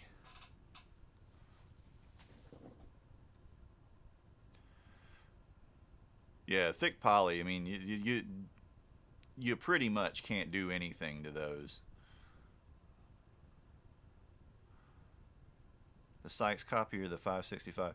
The 565, because that's a brand new guitar. You can probably get the the Edwards, that Edwards, because that actually is a stock Edwards, like the Sykes copy. You can probably get it for not a whole lot more you know, for 13 or 1400 bucks, I would bet.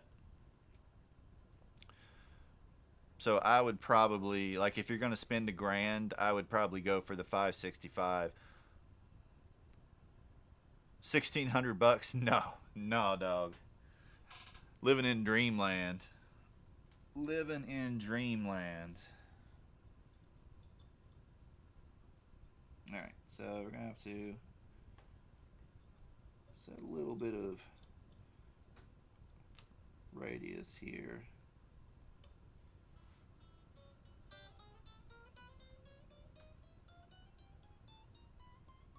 All right, our E's pretty clean.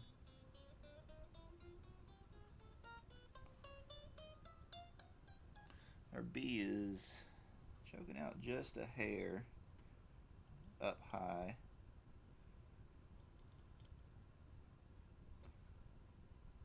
Alright, let's try our low E.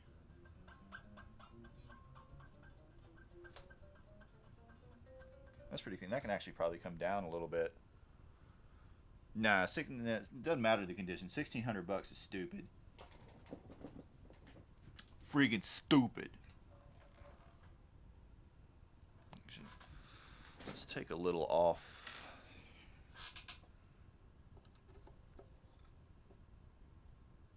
Back here too.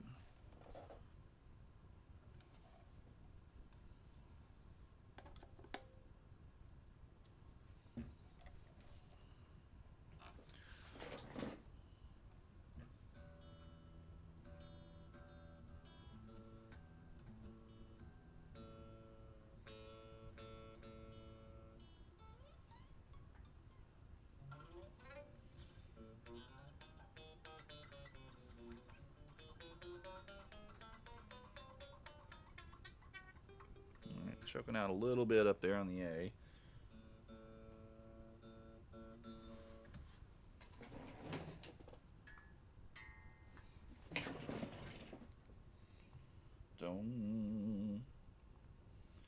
And this is practically like dealing with a Floyd, setting a Floyd up from scratch.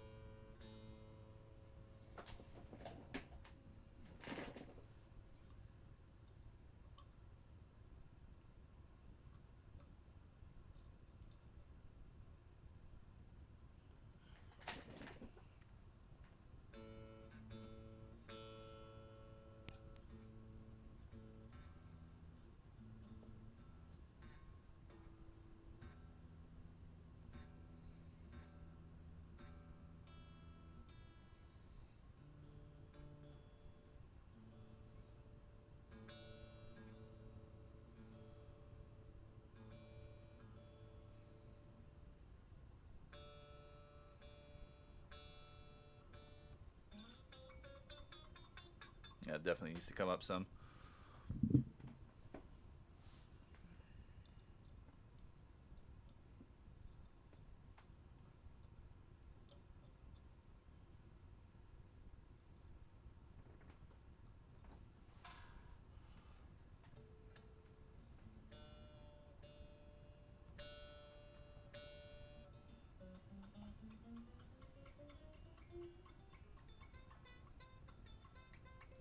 Right up there at the 20th fret, still chokes out a hair.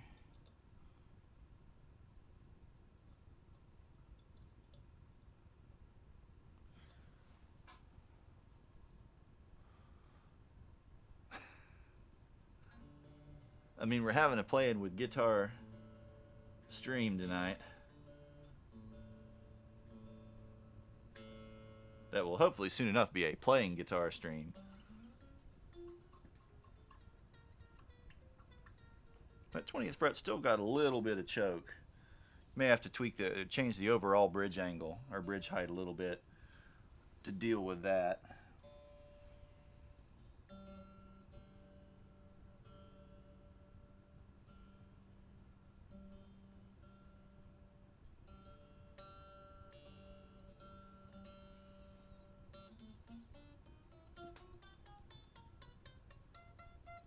bit of choking on the G too.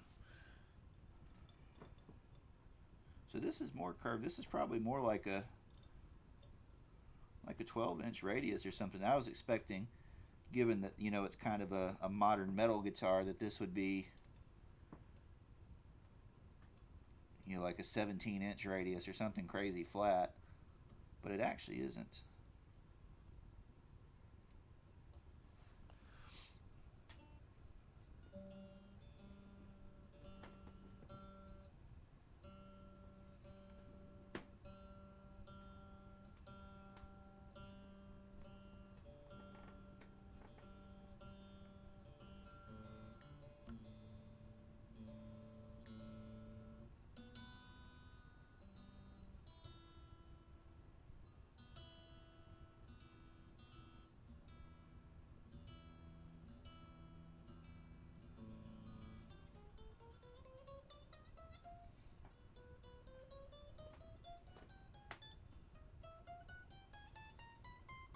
All right, that's pretty clean.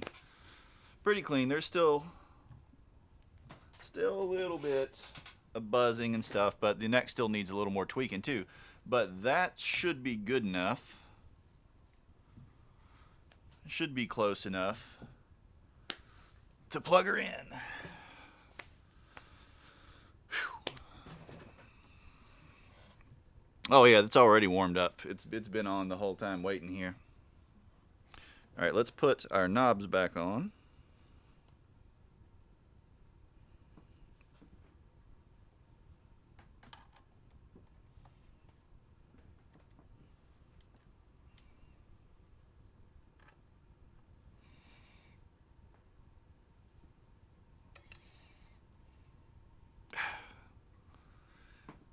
Surprised you didn't grape text it. Love knobs. You actually use, yeah, you use a larger wrench. Well, I've had to use almost every wrench in my metric set in the course of working on this guitar.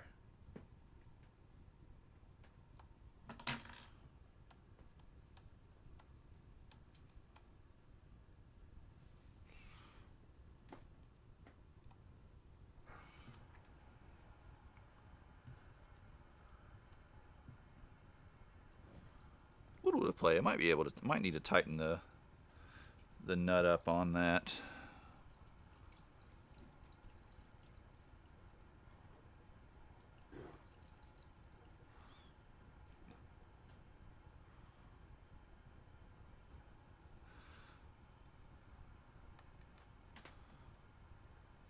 Little chatbot doesn't like grape.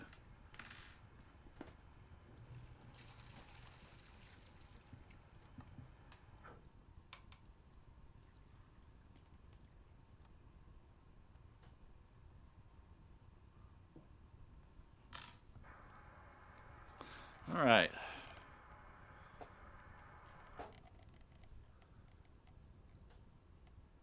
Yeah, we're still going to need some more truss rod adjustment, but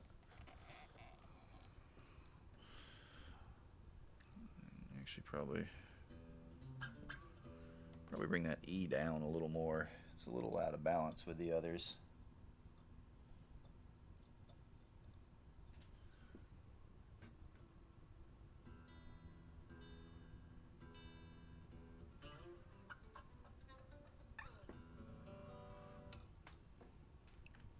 Let me see about how level those are.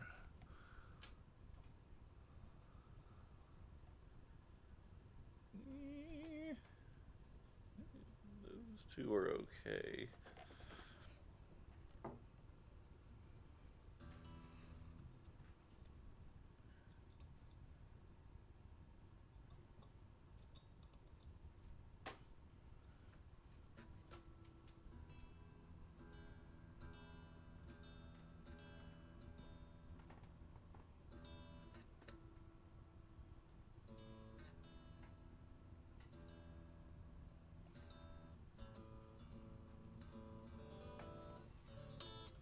All right.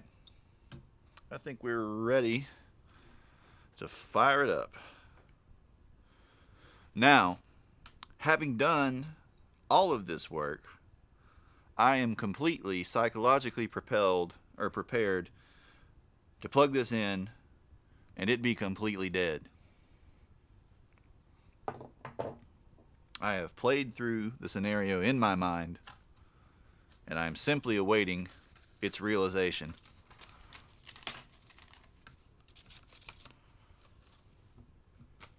Because what else could happen?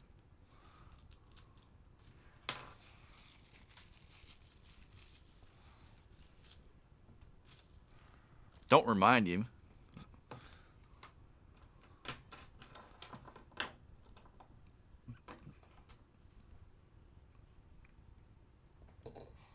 Okay, let me get these tools out of the way. We're done with this one. Put these up. Put this up. Put a screwdriver out here, though.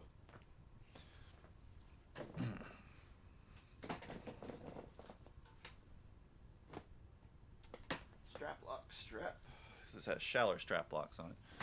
Change amp to the bass amp. I mean, it'll if it works, it'll work through the bass amp. It's just going to be really, really clean. Really. Oh my gosh, it feels so good.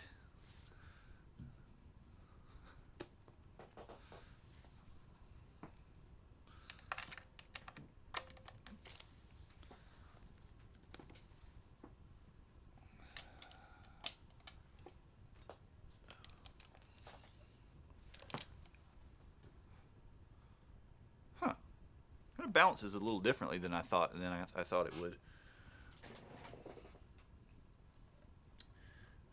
Cable.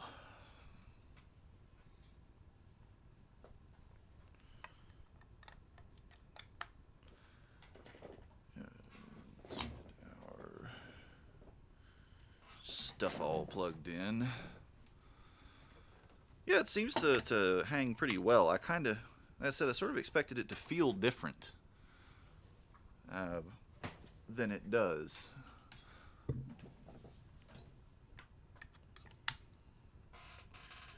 Oh yeah, we need power.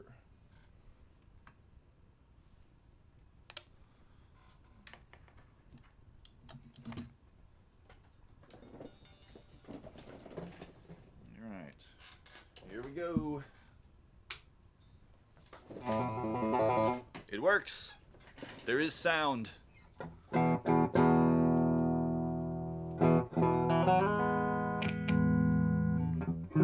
Oh wow, we need to adjust the pickup heights really bad.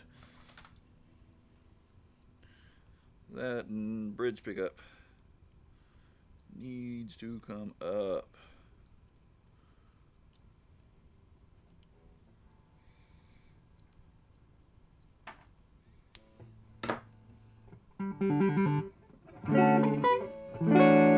That is a hot neck pickup.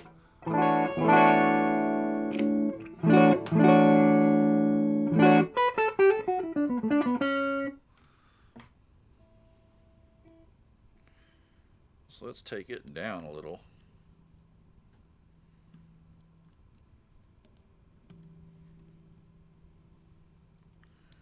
Bring the bridge pickup up some more.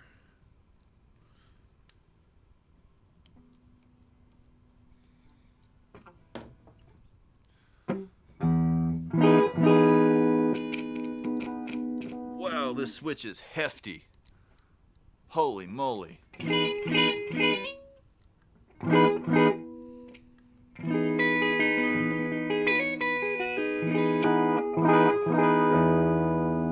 There we go. I'm gonna have to turn the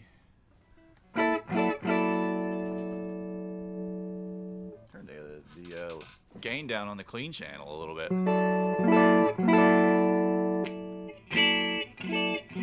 Oh wow, that's some weird some kind of out of phase setting.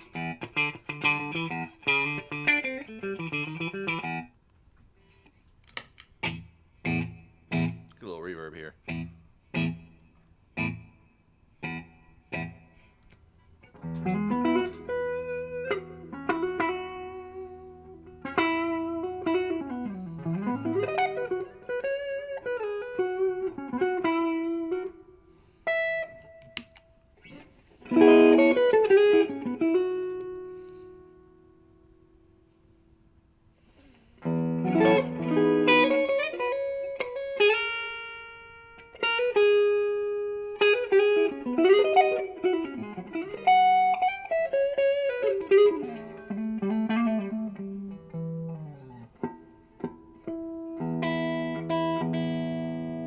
It's a pretty hot path though. But it definitely has that kind of throaty mid-range.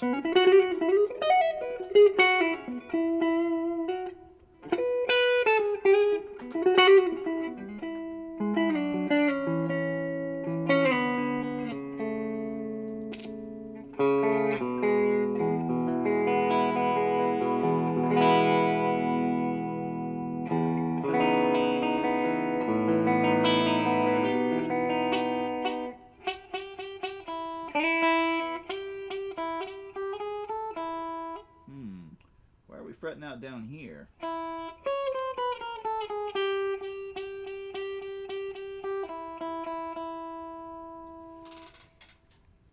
So let's see.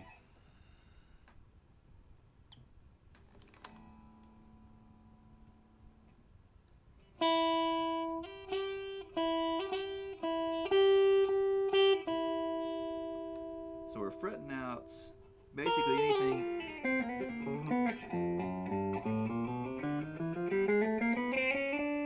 on the first string.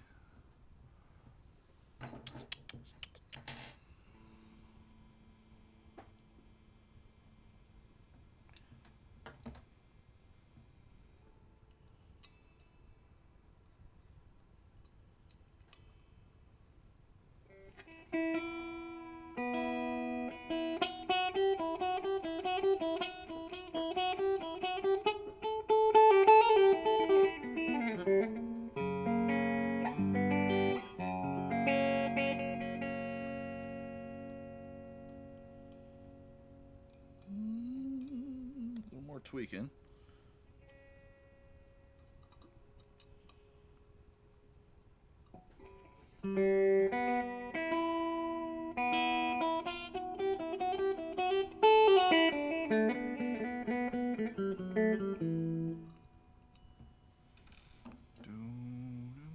Is this the right one?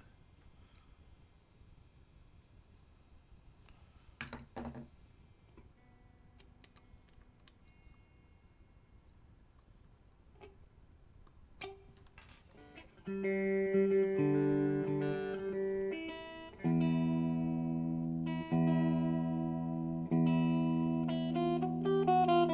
there we go.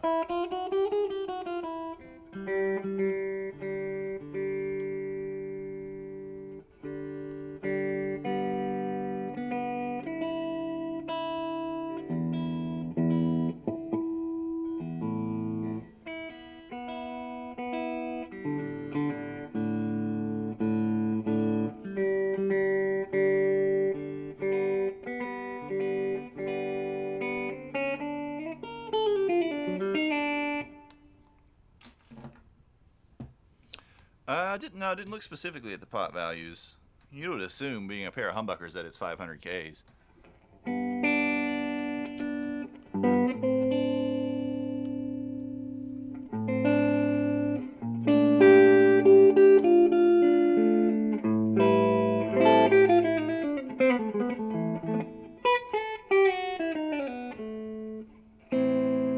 That's quite a thing to keep thinking.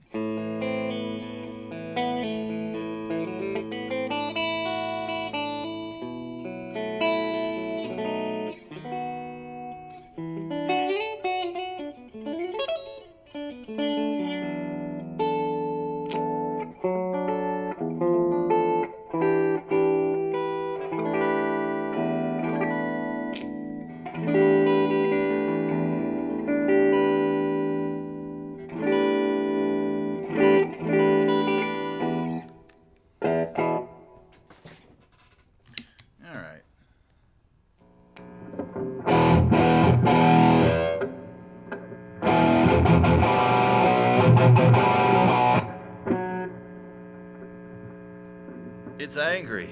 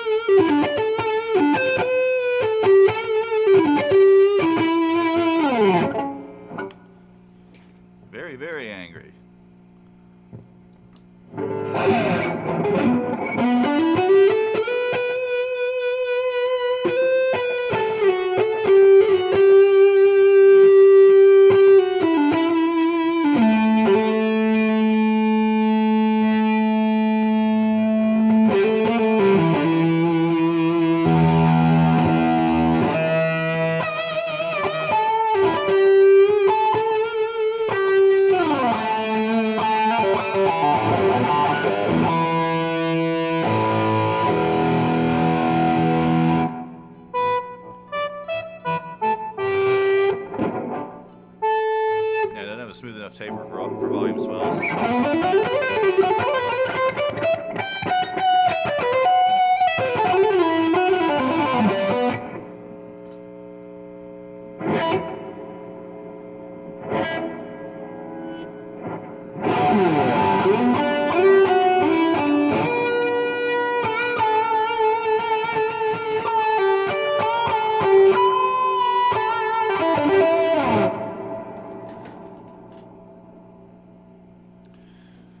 So let's tweak our settings a little bit.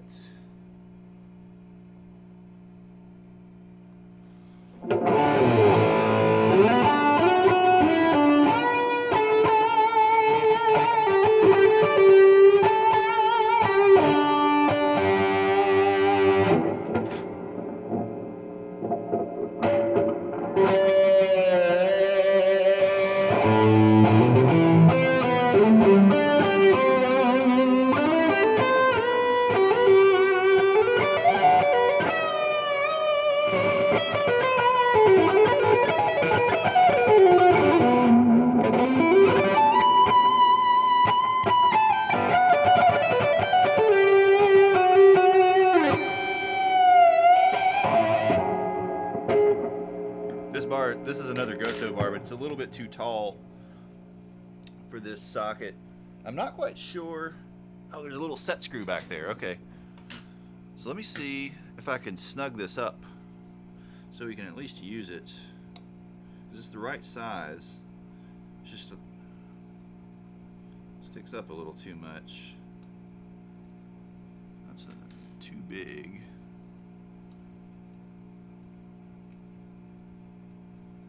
No, that doesn't quite fit either, though.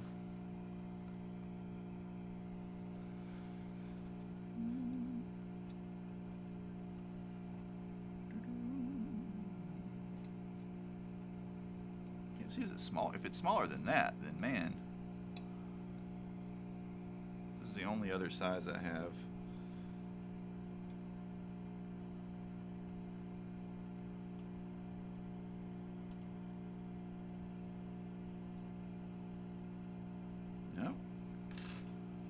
Smaller than this, then it's freaking tiny. I don't know why you would want to use 3 different Allen screw sizes though on your bridge, aside from just being a jerk.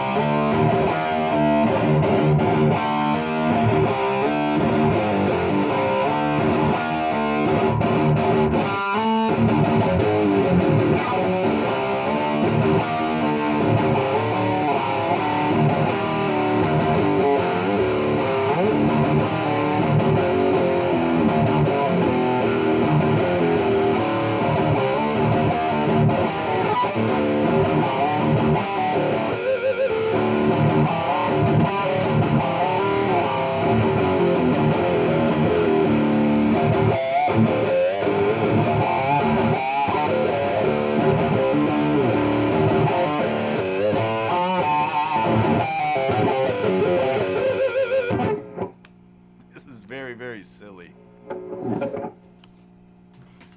Let's go cheese ball. Let's scoop our mids.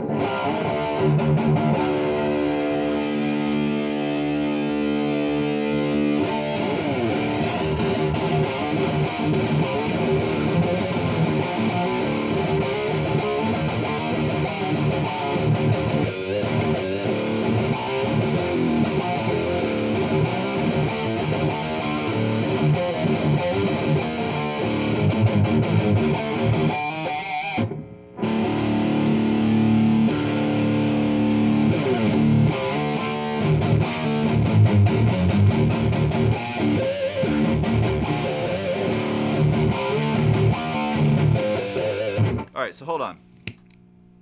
So that's using a FET clone for our boost.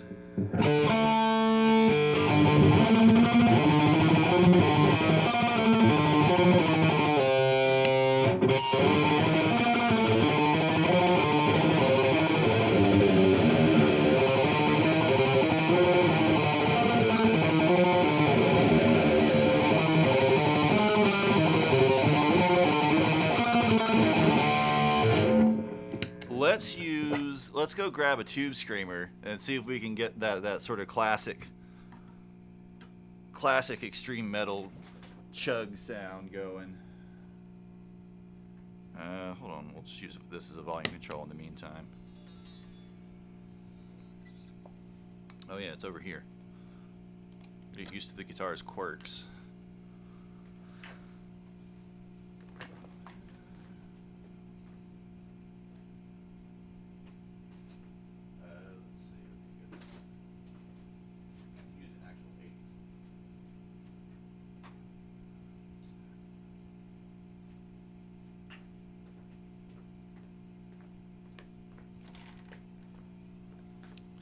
So let's pop this old 80s metal screamer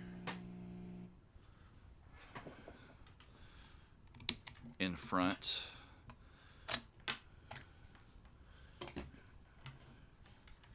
Let's see if we can get that skronk on the low end.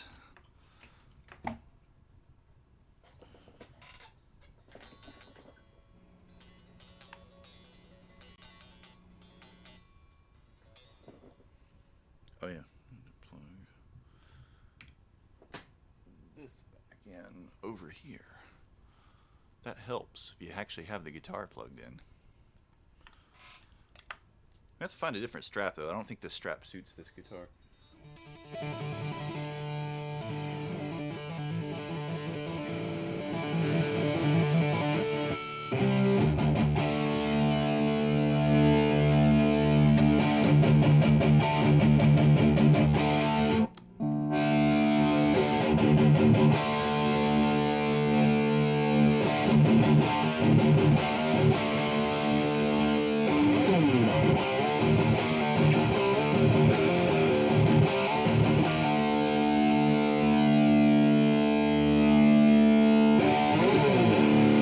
So no pedal. So listen to how like our low end gets really kind of round and squishy.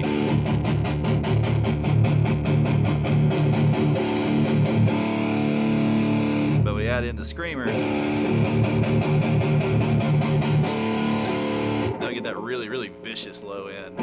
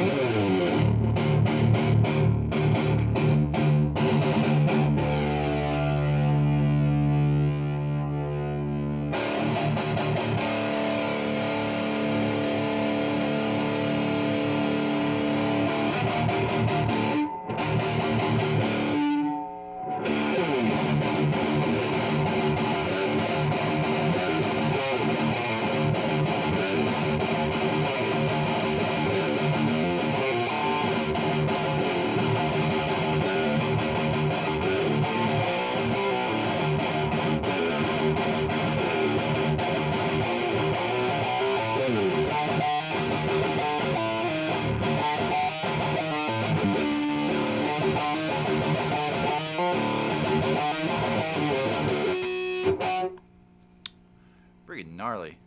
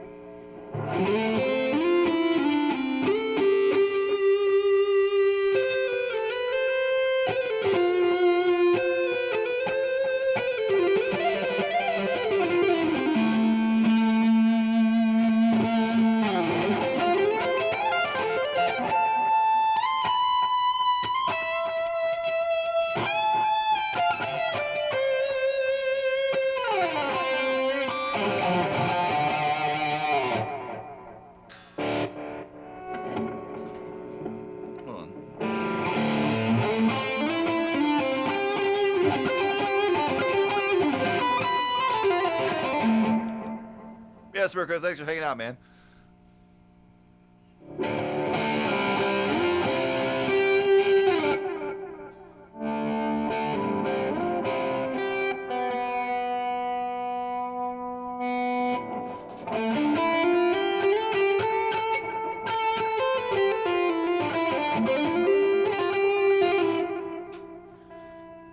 Still down here on the preamp.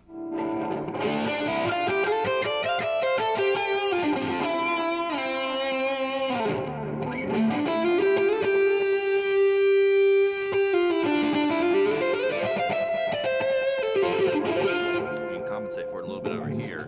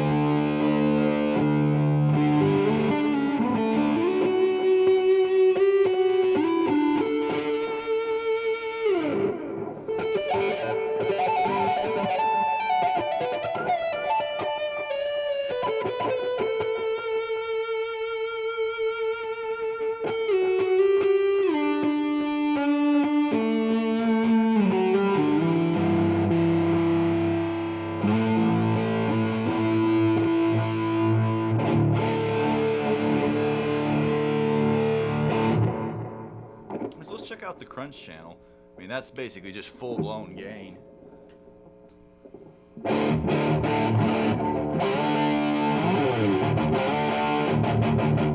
Right, what was the song we were playing Monday night? A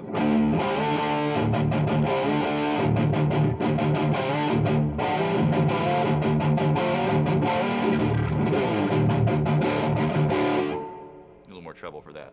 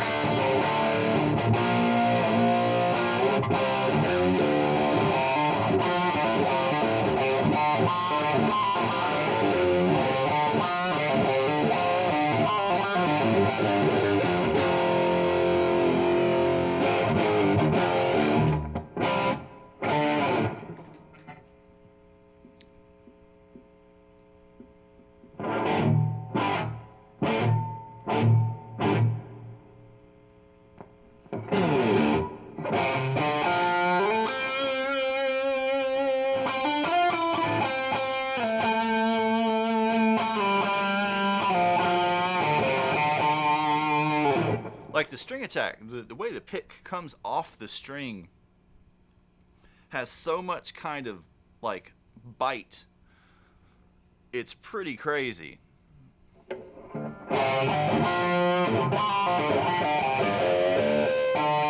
I guess probably because the neck, you know, the Pal Faro neck is so dense and so rigid compared to like a mahogany or your typical maple neck or something like that. But like you can just really feel like a difference in energy.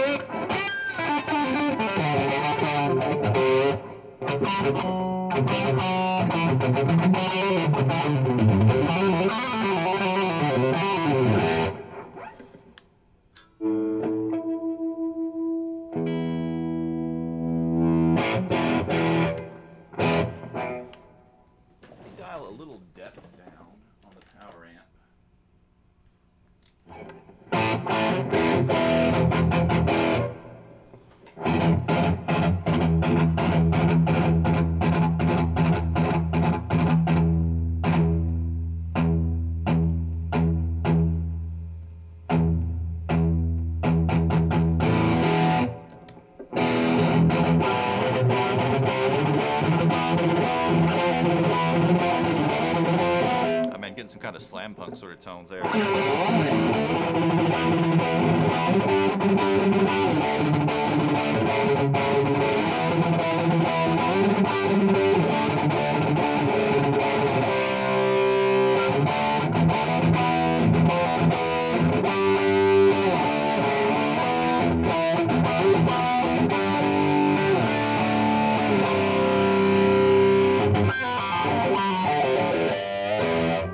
Harmonics just fly off of that too.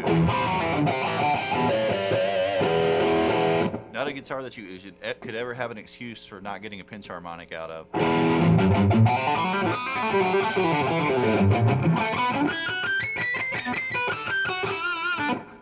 Whether you want to or not.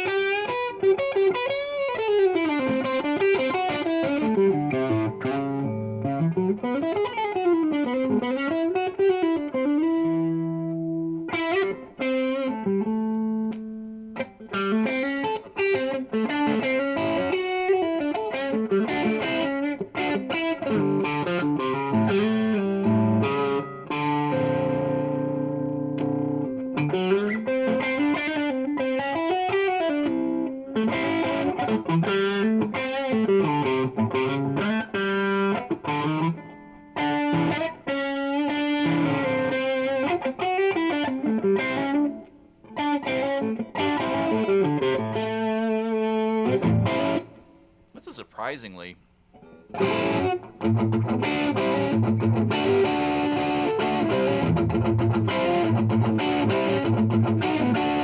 low end's still too big.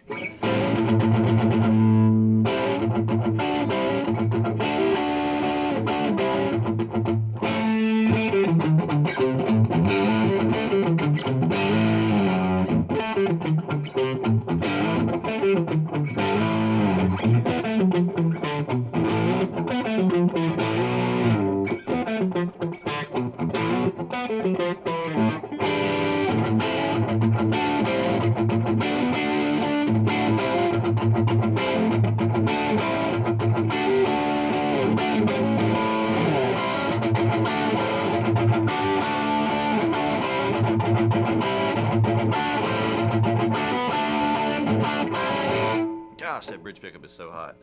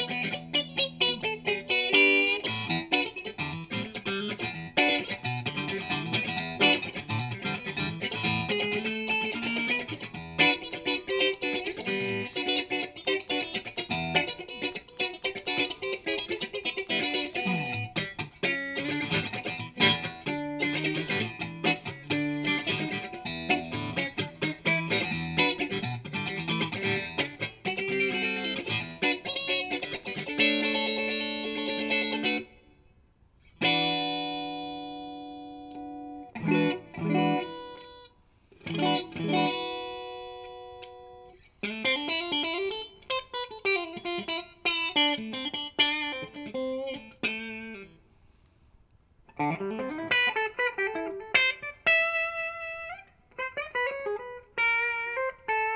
was I looking for?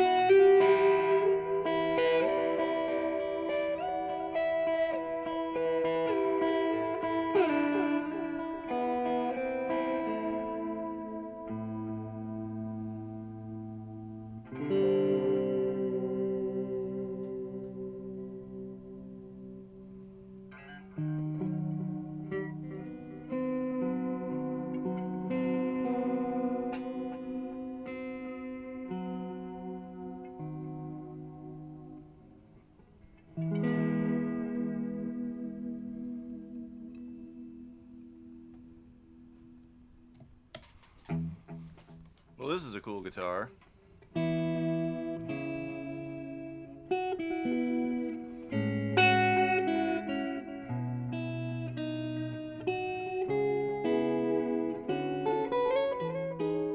These pickups are ludicrously hot, though. I wonder if the specs are published anywhere.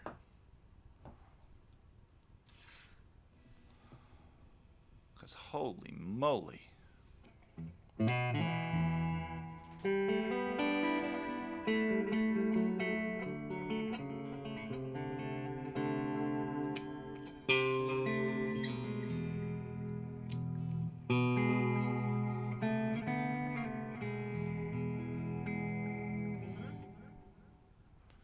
Alright, let's see. Housel pickups. Housel.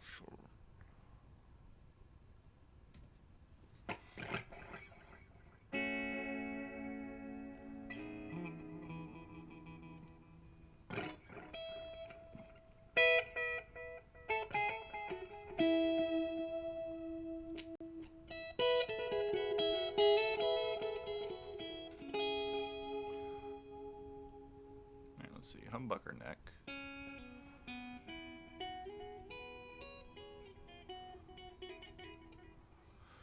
Vintage classic and pearl in hot neck.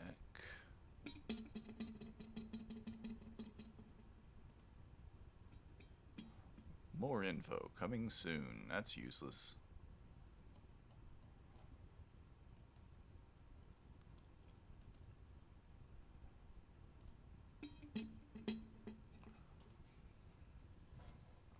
Let's see.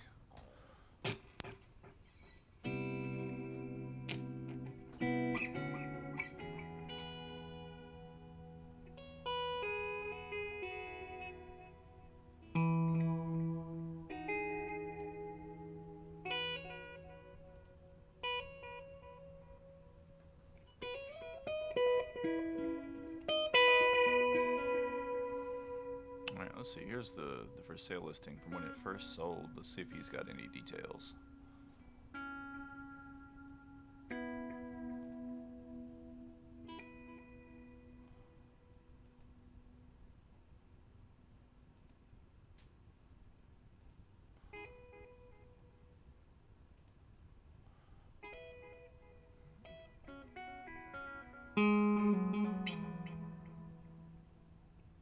Nah, it just says to Siggi's favorite. I was hoping that there would be like a listing for the DC resistance or something.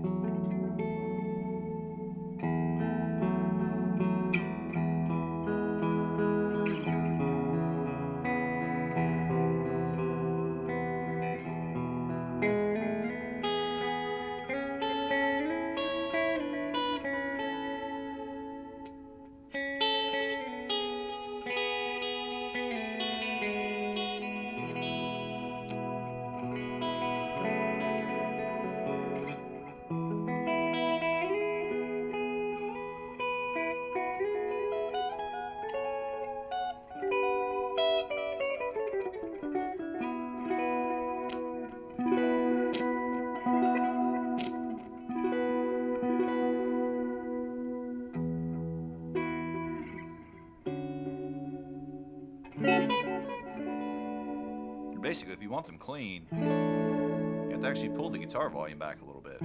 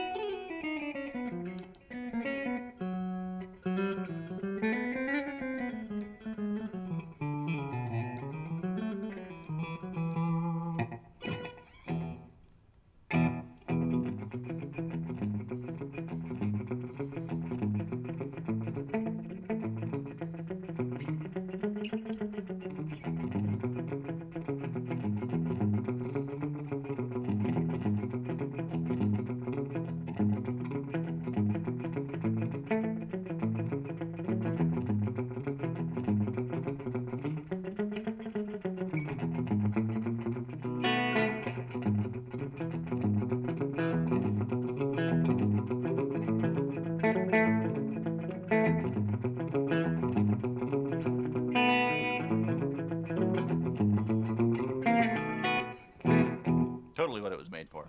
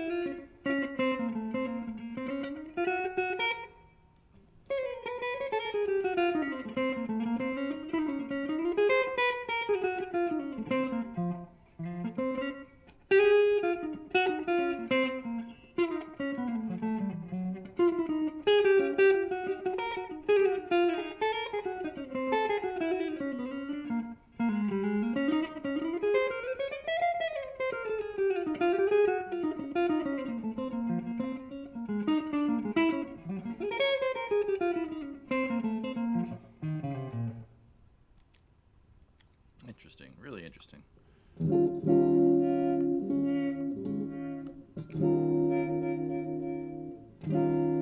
Pretty broad range on the tone control.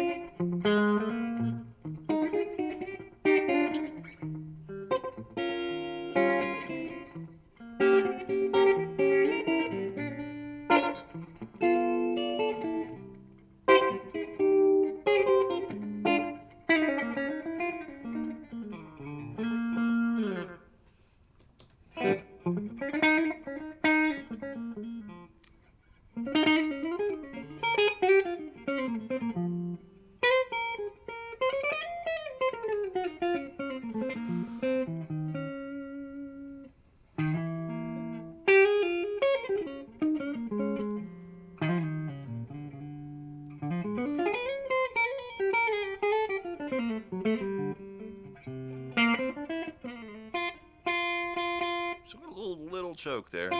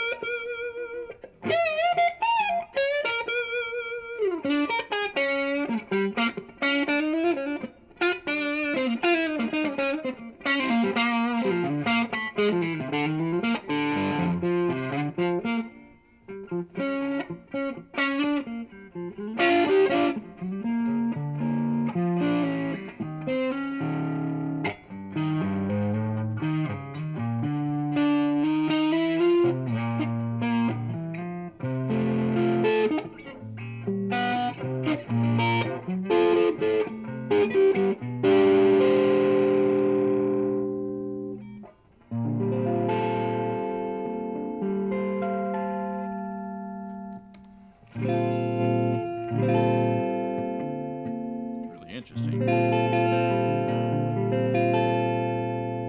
The kind of string to string clarity and character of the low strings, especially, is just totally different. Totally different from a maple or mahogany neck.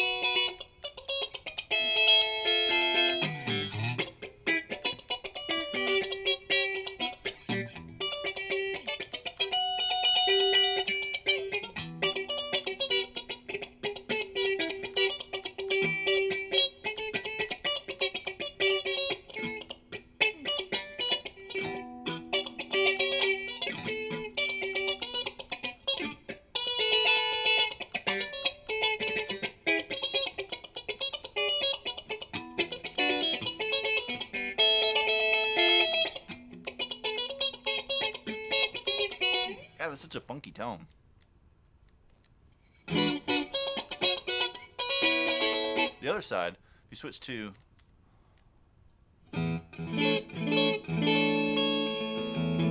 that's nowhere near as funky. Let's see if we can figure out what coil combinations these are.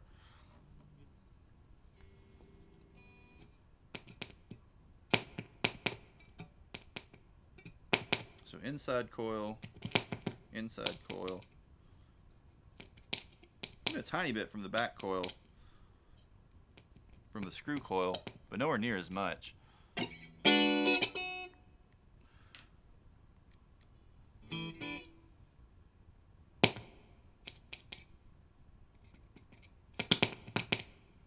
So that's like both screw coils out of phase with each other or something.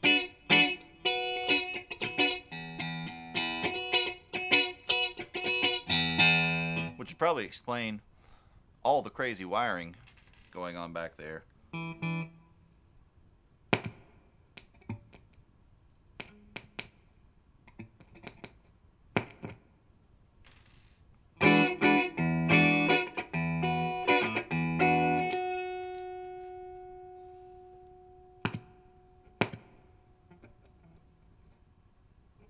Oh yeah, so we'll go over here. Yeah, so those two are full humbucking. So it sounds like the middle position is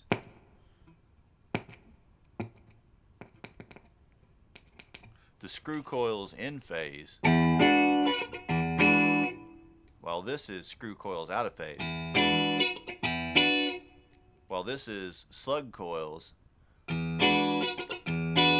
probably in phase, because we don't have enough kind of mid-range shift for that to be out of phase. And then bridge humbucker, neck humbucker. Not the way I would have chosen to wire it up, but it is way too crazy in there for me to rewire it.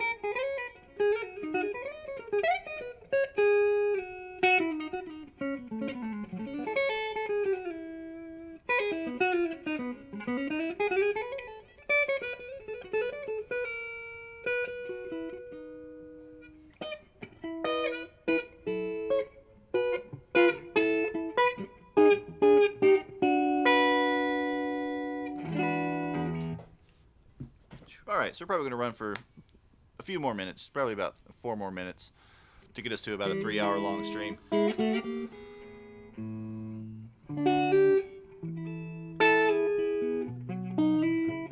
But we got it living, got it up and alive. Still going to need more tweaking over the next several days probably as it gets sort of acclimated to the temperature and, you know, proper humidity down here. I'm sure it'll turn back up on a Friday stream with a few more tweaks.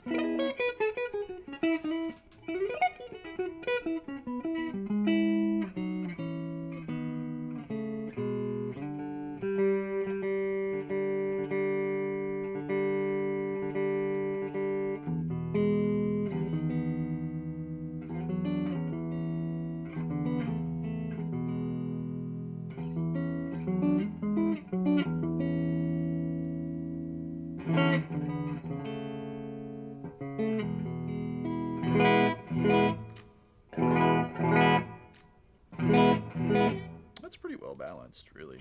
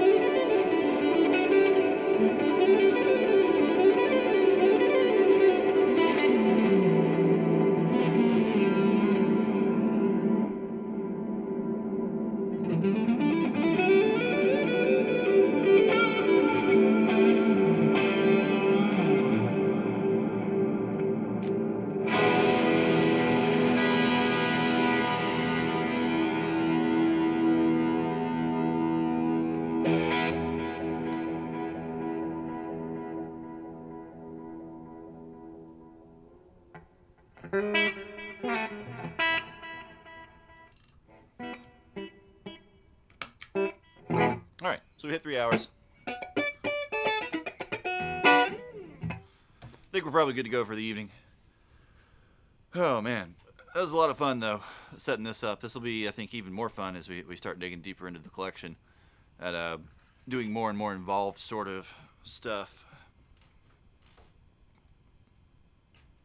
Hopefully of some practical value to people, too.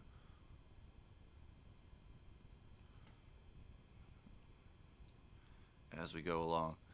But thank you guys for hanging out. Thank you guys for chatting, keeping me company while I do this work on this guitar and test it out. I'll be back Friday with, I think we have Free for All Friday coming up. so we can kind of get into whatever. Man, that's aggressive.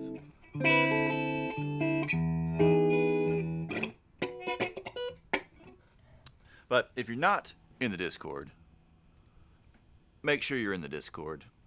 We have a great little guitar community going there. And you can also make requests for the different theme streams. If you haven't hit the follow button, hit the follow button. If you haven't checked out the socials, like the YouTube and the Instagram with its shiny guitar pictures, be sure to check those out. They're down in the description underneath the video section. But thanks again for hanging out, for spending the evening with me. Keyboard is too far away.